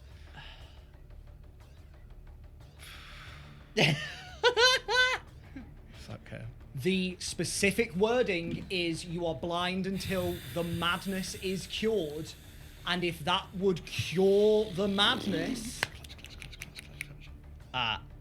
For me, though, does it cure the madness or just the blindness? no, it's curing the madness because the madness because the madness inflicts the blindness. Uh-huh. That's what I was trying to work out. I was like, you need to cure the madness to get rid of the blindness. Uh-huh. She's getting rid of the blindness, so that cures the madness and Yeah, right. sort of Because feeds it's the itself. effect that it's causing blindness. Exactly. So you unfortunately still I have still the roll a 1d8. D8. Yeah, but However, you're you good. are not blind anymore. So what, That's 700 divided by fucking 4? Not 700 divided by 4. I'll just, what is it? I've got a calculator. Three So I mean, fifty. I have 150. I each or have something like that. 49, so you can take 49. It's worth of 175 each. Oh, there you go. Bam. I was But well away. Dewi, you have I'm like back to full. Yeah. Oh right. Okay. I'm great, back great. to full as well. Great. I don't think you're full. But you can have my 49. Like if I that's get- you're fine. You will be up to full because Yeah. not Okay, everyone's yeah. gonna use it Alright. all. You were 8 points. I'll take it. I needed 8 more points. That's fine. You have them from me, bitch. Great moves, Kendall. Can't believe that Big worked. whammies. Holy mother of... I've got to take a picture of the fucking blood moon, guys. That is my own face. I should have been dead twice Okay. over. So, yeah, I think nothing in her. Oh no. I think nothing in her thinks that her magic is gonna work. Like nothing. I think she yeah, that numbness is there, but that little bit of hope inside her. She tries to cast this spell, and it hits all of you. And does she see him try to stop her? Oh yeah, Yeah. absolutely. He physically apologizes to you. He says, Oh, yeah, he "I'm did, sorry. sorry. No. You're all good. You're yeah, all good. sure, I sure. can't let you do that." And I think just as he says that, as she maybe watches Willow move on the floor, and as she sees her own wounds close up and your wounds close up, and watches you guys, I think she just feels like so fucking powerful. The fact that he's been like, I can't let you do that, but she's just fucking done it. Let's fucking go! And I think she looks at Avery on his knees in front of him and just feels pity. incredible. Thank you. Yes, Tony. Let's go! What the fuck?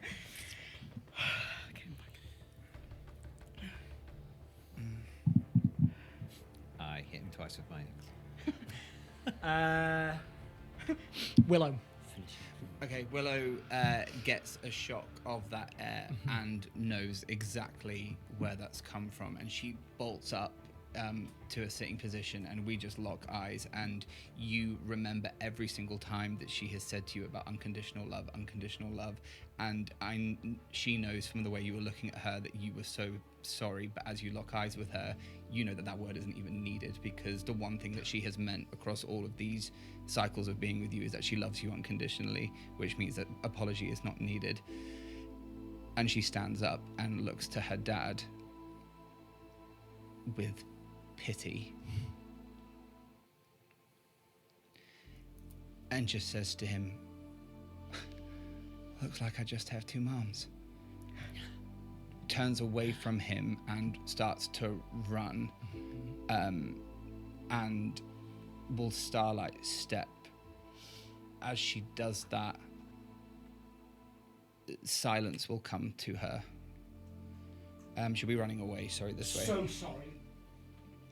As she does that, silence will come to her, and I've not mentioned this on stream, but I have been keeping watch.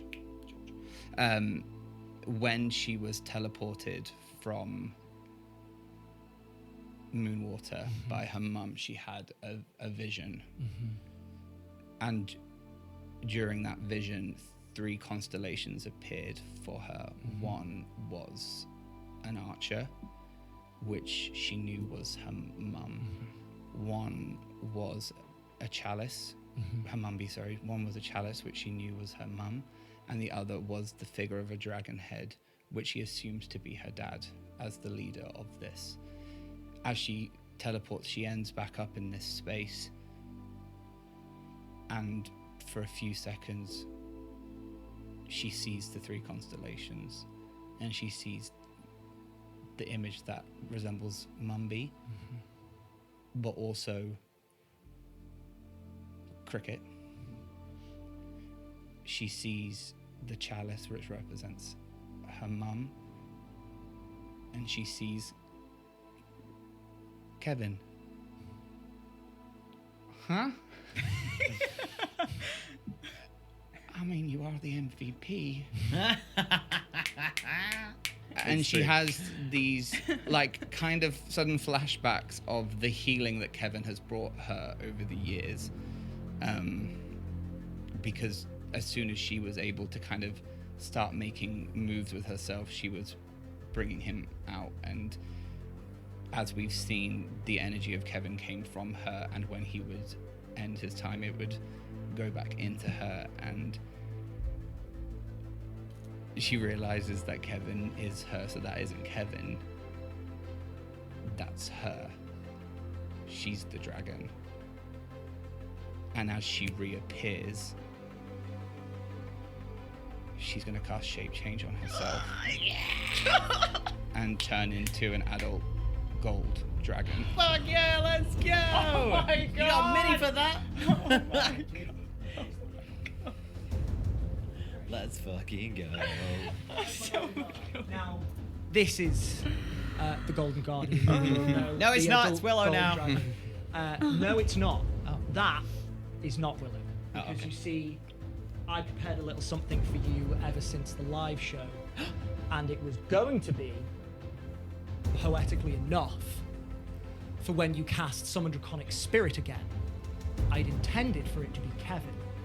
And Ben, for like the billionth time this campaign, you have perfectly mirrored what I was thinking. So, as you call yourself Kevin, Oh my god. as a giant astral dragon. He's beautiful. She's beautiful. He's so pretty. That's better than any of Siggy's minis. I know. Yes, chat, we won! Yes! I'm so happy. I love you, man. You deserve it. That's great. So, You deserve it. Holy fuck. Oh my god, she's stunning. for a millisecond, this incorporeal astral echo of Willow in humanoid form before it, and wings sprout, the neck elongates, scales over her back, and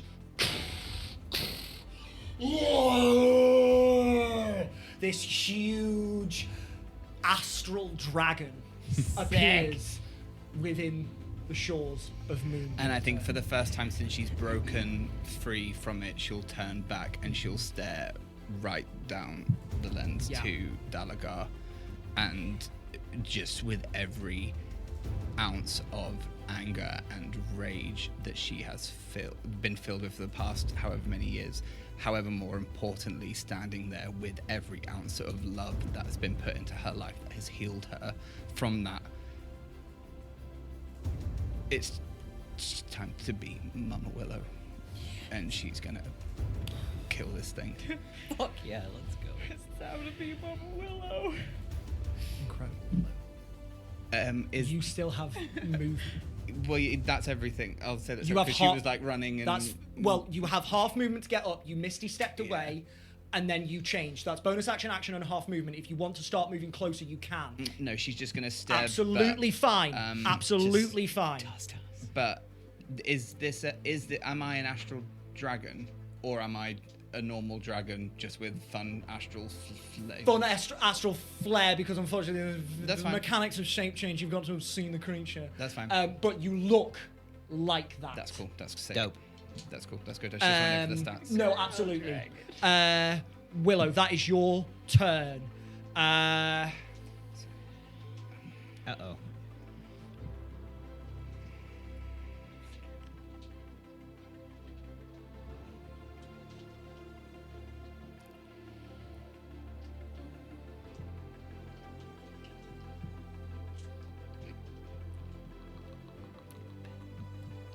At the end.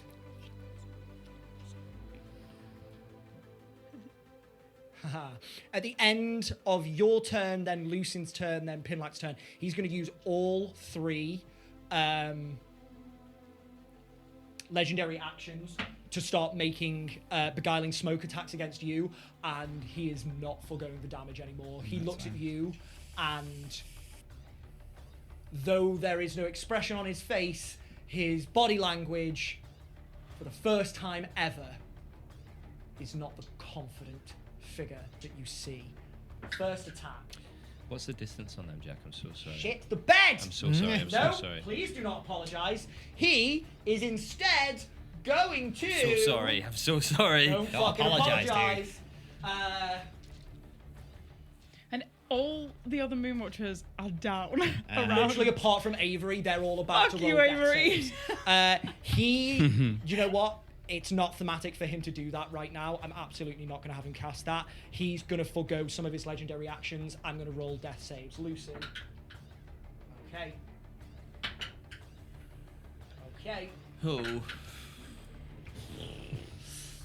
Okay. Wands across the board.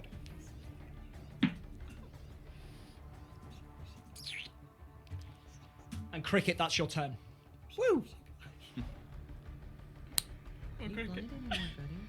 You're not blind and you're healthy. I am. I think. Tony's crying.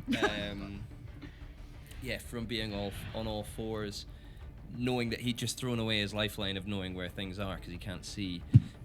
All of a sudden, his eyes come back to him, and then he looks across and sees Siggy emboldening. He sees Tony standing up straighter. He sees breath come through Willow's chest, and he's just, yes, come on, Tony! And then sees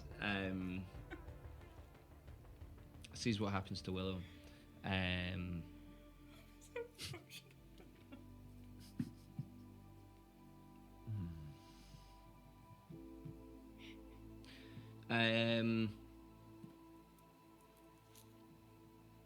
I don't think it'll do anything mechanically, but he's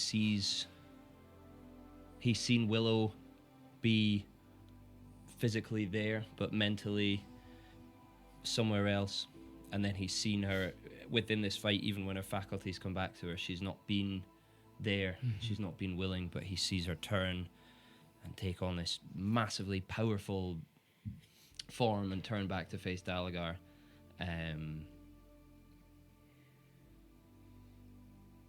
he plays her home. He drops his dagger and pulls out his panpipes and takes a knee and just hits that first warbling rasp and then plays the same song he played to bring her back to him last time. Like a war horn cascading across a battlefield, the sound of your panpipes burst and emanate out from you. It alights on everyone's ears. And Willow, in this moment you hear it, and you get a cascade of images flash in front of your eyes. All the vitriol, all the despair, all the hate, all the abandonment that you felt for Cricket, but hours before. And the relief that washes over you, knowing that now your mind is clear, and the grung that you love with every fibre of your being is calling you forth to join him. A surge of relief and love and hope that blossoms in your chest inspires you. And so, until the end of your next turn, you have 1d12 of inspiration to add to a roll of your choice. He's a bard. Holy shit! You take a level of bard. Incredible. This is. I need tissues. Why did we not think about this? Cricket. Anything else on your turn? No, that's me. It is Dalagar's turn.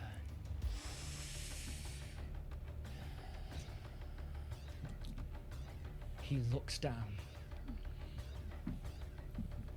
looks at you, sees you looking at Willow.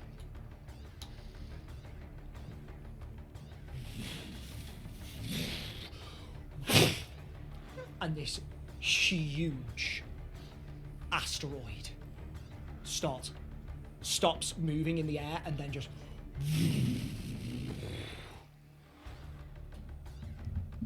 Willow, I will spare all of them now. Give yourself over, and this ends. They will all live. and that is going to be his held action. Kateri. Yeah. Is going to make a save. Whoa, Kateri. Oh my god, she getting that 20? That's You bet. 20. Come on, Oh my Kateri. There's a place for you in our new feature. And just cast your wound. on You yourself. stupid. We have a dragon! Is that another nut 20, Jack? Yeah, What's yeah. going on? I don't know What's going what's on? happening. Hey, it's the outfit, man. Yeah. Don't do that. Let's give a little props to Jack's eyeshadow. She loves him. It's hard. So, 28 points of healing to Kateri. Damn. Not for long. And she's just gonna lie there. Avery is gonna get up. Fuck this guy.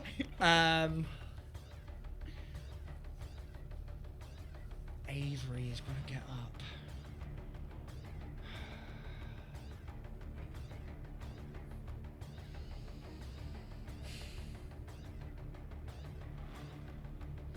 Avery is gonna get up and run towards Dalagar and is going to just run into the mass of smoke. Sigismund, that's you. Oh, lordy. Okay. As I'm facing down the aspect of Dalagar, like I look up into the visage and it kind of flickers, and it's Zenda, it flickers, and it's Corlux, and he's just like, fuck. And like his body is ruined from that meteor storm, and then I feel that kind of twilight energy creep its way up my arm. It joins the aurora light that is glowing from him, and for a second he looks kind of like half and half, and it's really confusing. And then he feels, and he turns and sees his guardian angel, apparently. And that's the thing, Dalagar. She had a choice. And I'm going to hit him twice with my axe. Go for it. Or I'm going to try. Come on. It's fine. It was cool. Okay. I'm doing it recklessly, sorry. That's fine. Yeah. Minus a D. Oh no, 21 to 21 will hit. Let's go. Nice. One of his many reactions, Jack. He has 3 reactions. What's the reach? Oh, bitch. The range is hit. I'm joking. He's gonna move. He's going to move. No. Oh, yes, he can still do this. He has 3 reactions. So he is holding an action for 1. With his second reaction, he's going to pull a rock Genius. in front and move, bringing his AC up. So 21 now just misses as you strike into a boulder. Give me that second attack. Second one.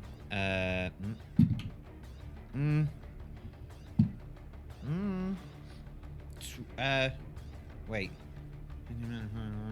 22. Haha.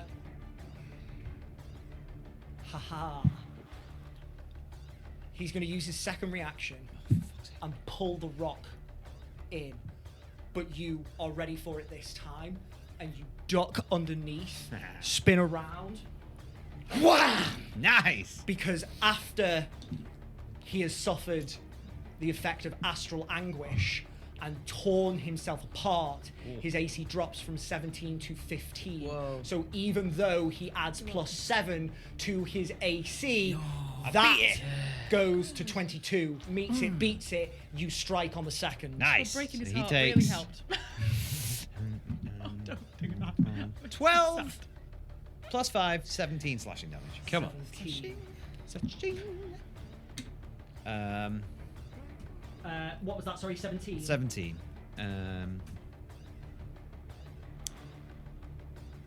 Yeah, Yeah. that's my turn. Thank you very much.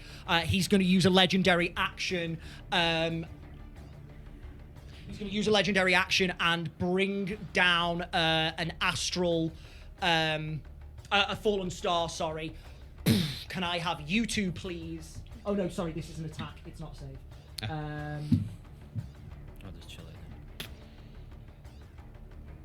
Yeah, we'll just have a nice cup of tea, shall we? Yeah. He's going to bring it down on you. Yeah.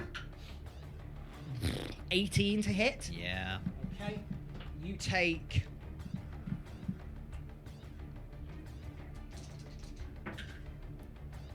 21 points of bludgeoning damage, halved to 10, and then you take both of those are cocked. How? 7 points of radiant damage as this becomes difficult terrain. Okay. That is the legendary action after your turn, which means Antonia, you are up. I think Tony can't look at him anymore. She just can't. I think her eyes are fixed on Siggy, and she's watching him. The first one missed, right? Because of the madness. I think she recognizes that. She's just gonna walk over to him, to Siggy. Can I get there? Yeah. Yes, you can.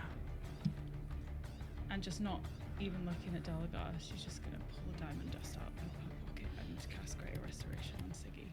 Yes. Thank you. Clutch clue. But you just see like so much pain in her eyes, but there's also like she's so happy you're alive. I think he misses, and you'll see that kind of wild look. You touch him with the spell, and he goes, "Zenva, no, Do what you have to do. you made the right choice." Ah! Goes to attack again. Okay. As Delagar looks down at you, Antonia, and sees you defying him yet again, you just hear telekinetically his voice. Stop! He's going to cast command on you. Oh shit! Wisdom save.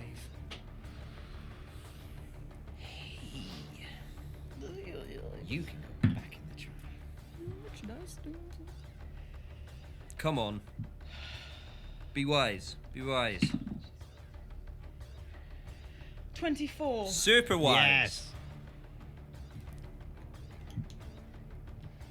24 just fails. Oh my god. You are incapacitated for your next turn. That's fine. That's fine. That's fine. Willow. Okay. She'll take off. What citizens are alive, have some form of clarity, are screaming and running away from you and moving out of the way as you lift off into the air. Every creature that isn't these Yep. 3, I will use my frightful presence. Okay. And they have to make a DC 21 Wisdom saving throw, or be frightened of me for a minute. It's huge. Avery looks up at you as you spread your wings, rise up, and just. And you just see him pale, his eyes sallow, and he trembles, and you see his knees buckle slightly. He is frightened of you. Unfortunately, the aspect of Dalagar looks on at you That's fine. and is impervious to the frightened condition. That's fine. She will fly in. Perfect. And we're going to do... Can I ask, I've not ever played a dragon before. Absolutely. The breath weapon, is that instead of your action? Yeah, That's so fine. it's a full action, or Yep. if you use your frightening presence, That's it's cool. then all those. So I'll come in and I will do... she will just basically claw, and bite. Go for I still it. have foresight, so it's all at advantage. Yes, indeed you do. Go on. So that's 25 to hit. 25 will hit. That's the he bite. can't react out of that. Jesus. That's 31 to hit.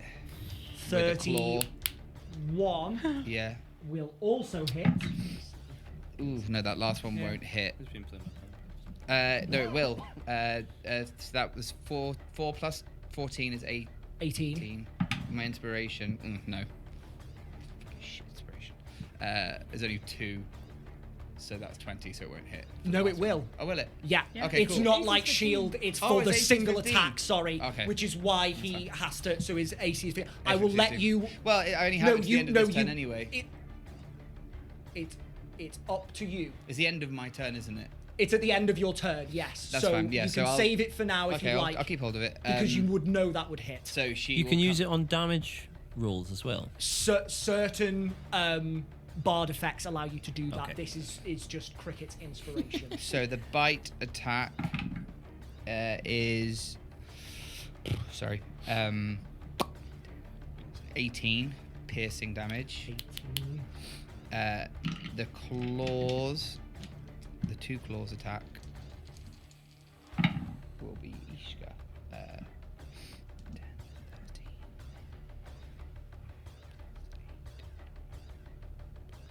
29 slashing for the 2 claws. Nice. 29 total for the 2 Yeah. claws. Yeah. That's 47.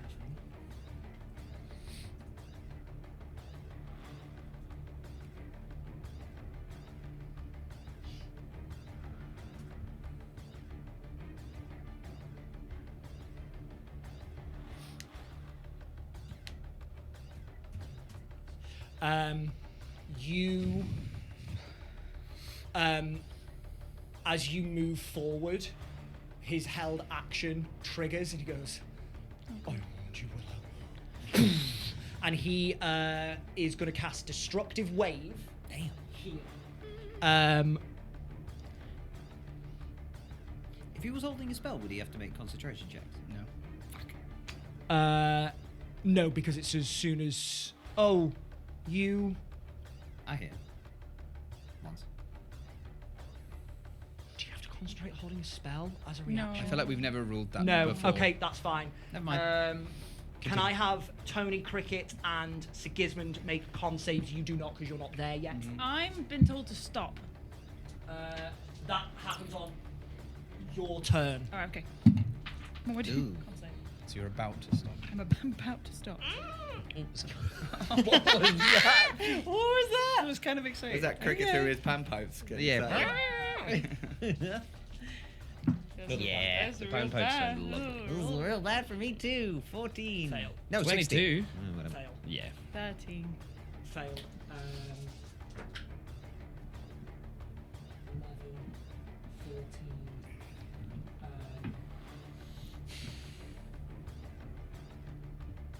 20 points of thunder damage. 15 points of necrotic damage. More? That's it. Oh, It's not Meteor Swarm. why did you say that like a student expecting ask homework? Sorry. I saw him picking up the... What's her name? Kateri. Kateri didn't make a frightened save for Willow. Does she need to? She is alive, sorry.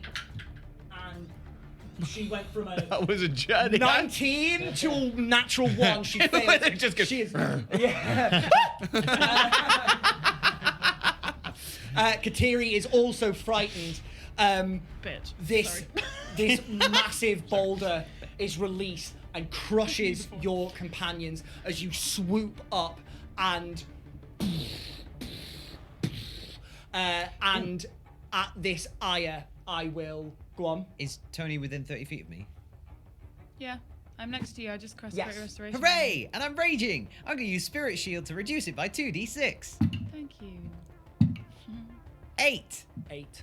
So add I eight will back. say you An ancestor. can. Yeah, an ancestor just like punches a bit of rock out the way, turns to you and goes. Nice. And she's a tiefling. Fuck it. As you see this rock smash into Sigismund, who you have defended and been defended by stalwartly. Antonia, who has been there with you since the beginning, whatever her reasons, she has been there as your sister, and Cricket, the love of your life, who you nearly lost because of this entity. I will allow you in this moment to add that inspiration to your attacks in the pure rage that bubbles up within you, seeing your loved ones hurt yet again by Dalagar. So roll that d12 for me. D12. Come on. 8. Nice. 8. You needed 4. Willow. And the rest of the Dawn Takers. Can you please finish it off for me? Yes!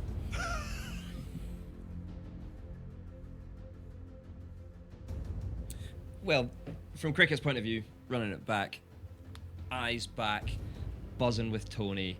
He sees Siggy's back in the game, and he turns and he, just takes a knee, plays the panpipe. The first note, that kind of warbling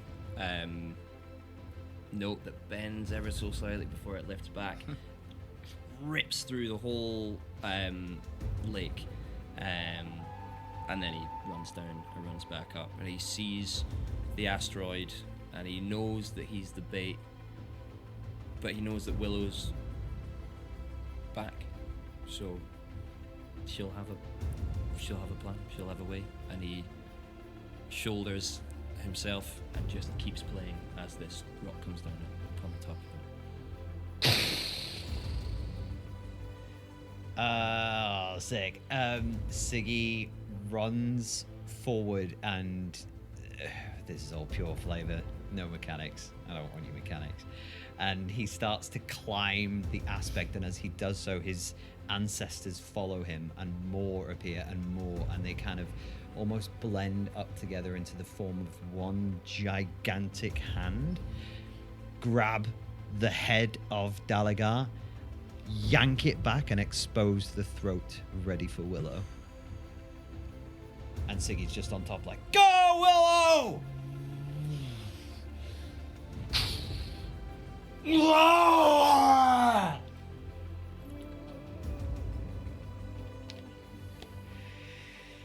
Tony hears his pain and feels like she glances back towards the smoke coming out of her. But then she doesn't allow her eyes to go to him. Instead, she looks at Willow, Dragon Willow, and she just nods. And then looks away.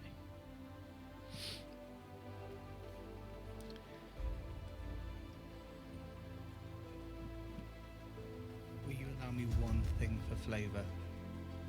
Let me hear it. She has this moment where everything kind of stills, and she has him in her grasp. She looks to Tony and sees the pain and wants to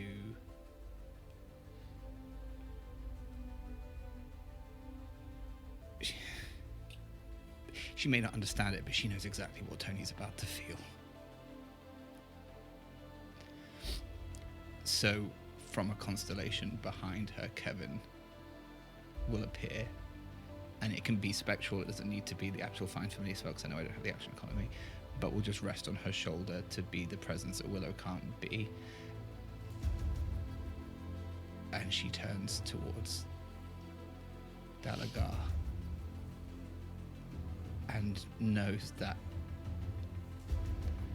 every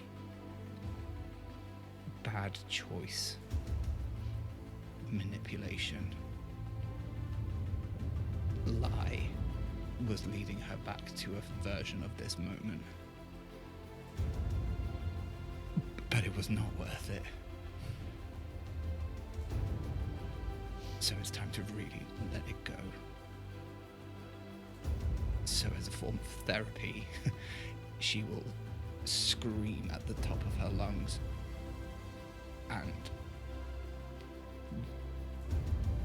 use this huge dragon jaw and just clamp right on the exposed spot where Siggy has done.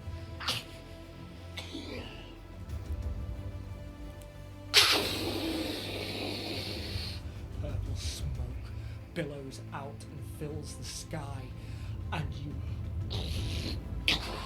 tear a chunk of stony flesh away, and it flies out and then gets pulled back in and starts spinning, and all of the other asteroids around spin around and around. The wind whips, the blood on the lake starts to recede and pool and gather. And in this moment, you feel the tendril that is coming out of your back.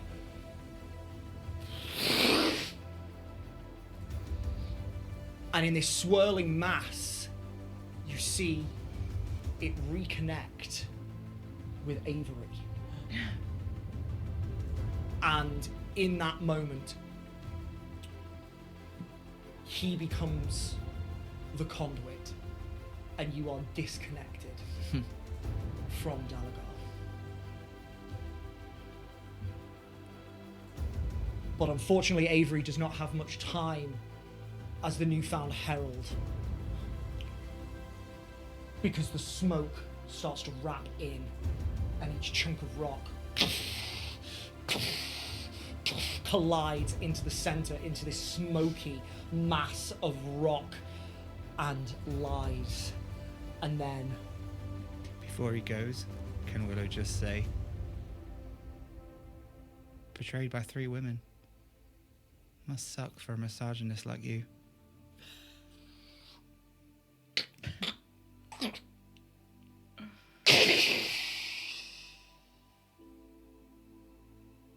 the aspect of Dalagar shatters. And all around you, glistening flecks of moon dust fall.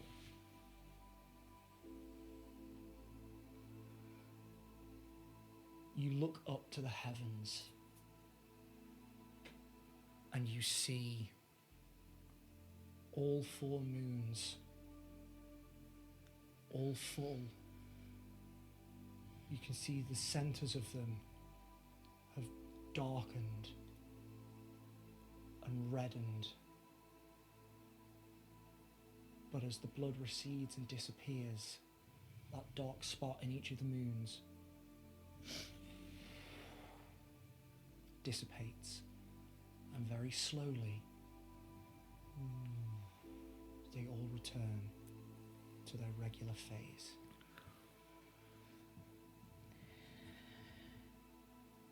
It seems, Dawntakers, you have prevented the cult of Dalagar from succeeding in their mission.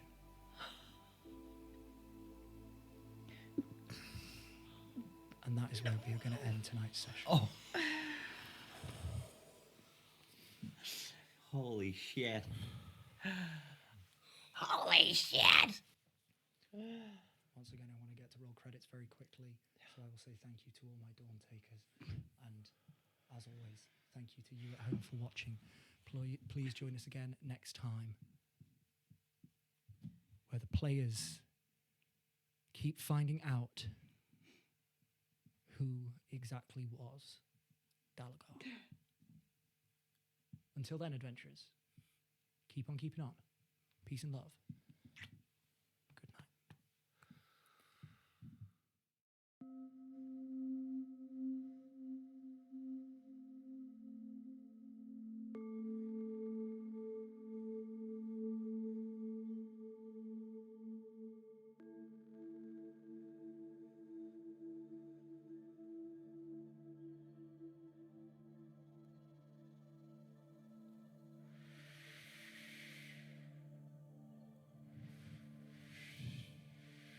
Thermals grace my feathers. I could stay up here for hours without a single beat of my wings. I look to my left. My nose tells me to. Between two giant stone columns, I smell a body.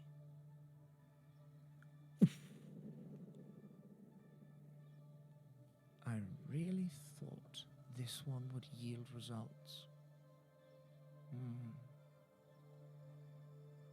Terminate the research.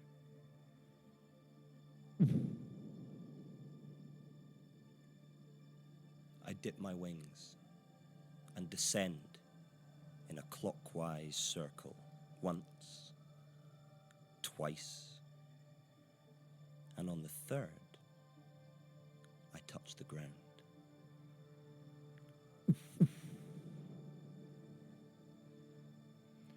Remember, love, you are born of warriors.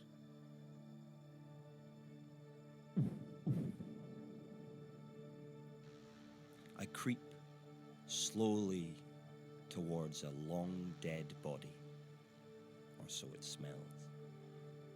Tentatively, I begin to pick at the broken finger of an outstretched hand.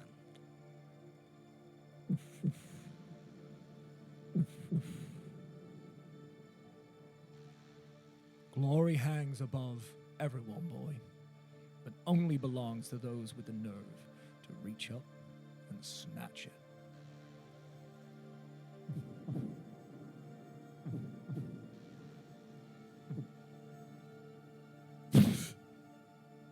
A hand reaches out, grasping around my neck. I try to take a breath, but it's too tight. And then, almost like being told to go to sleep, I begin to feel my life force ebb from me into the hand.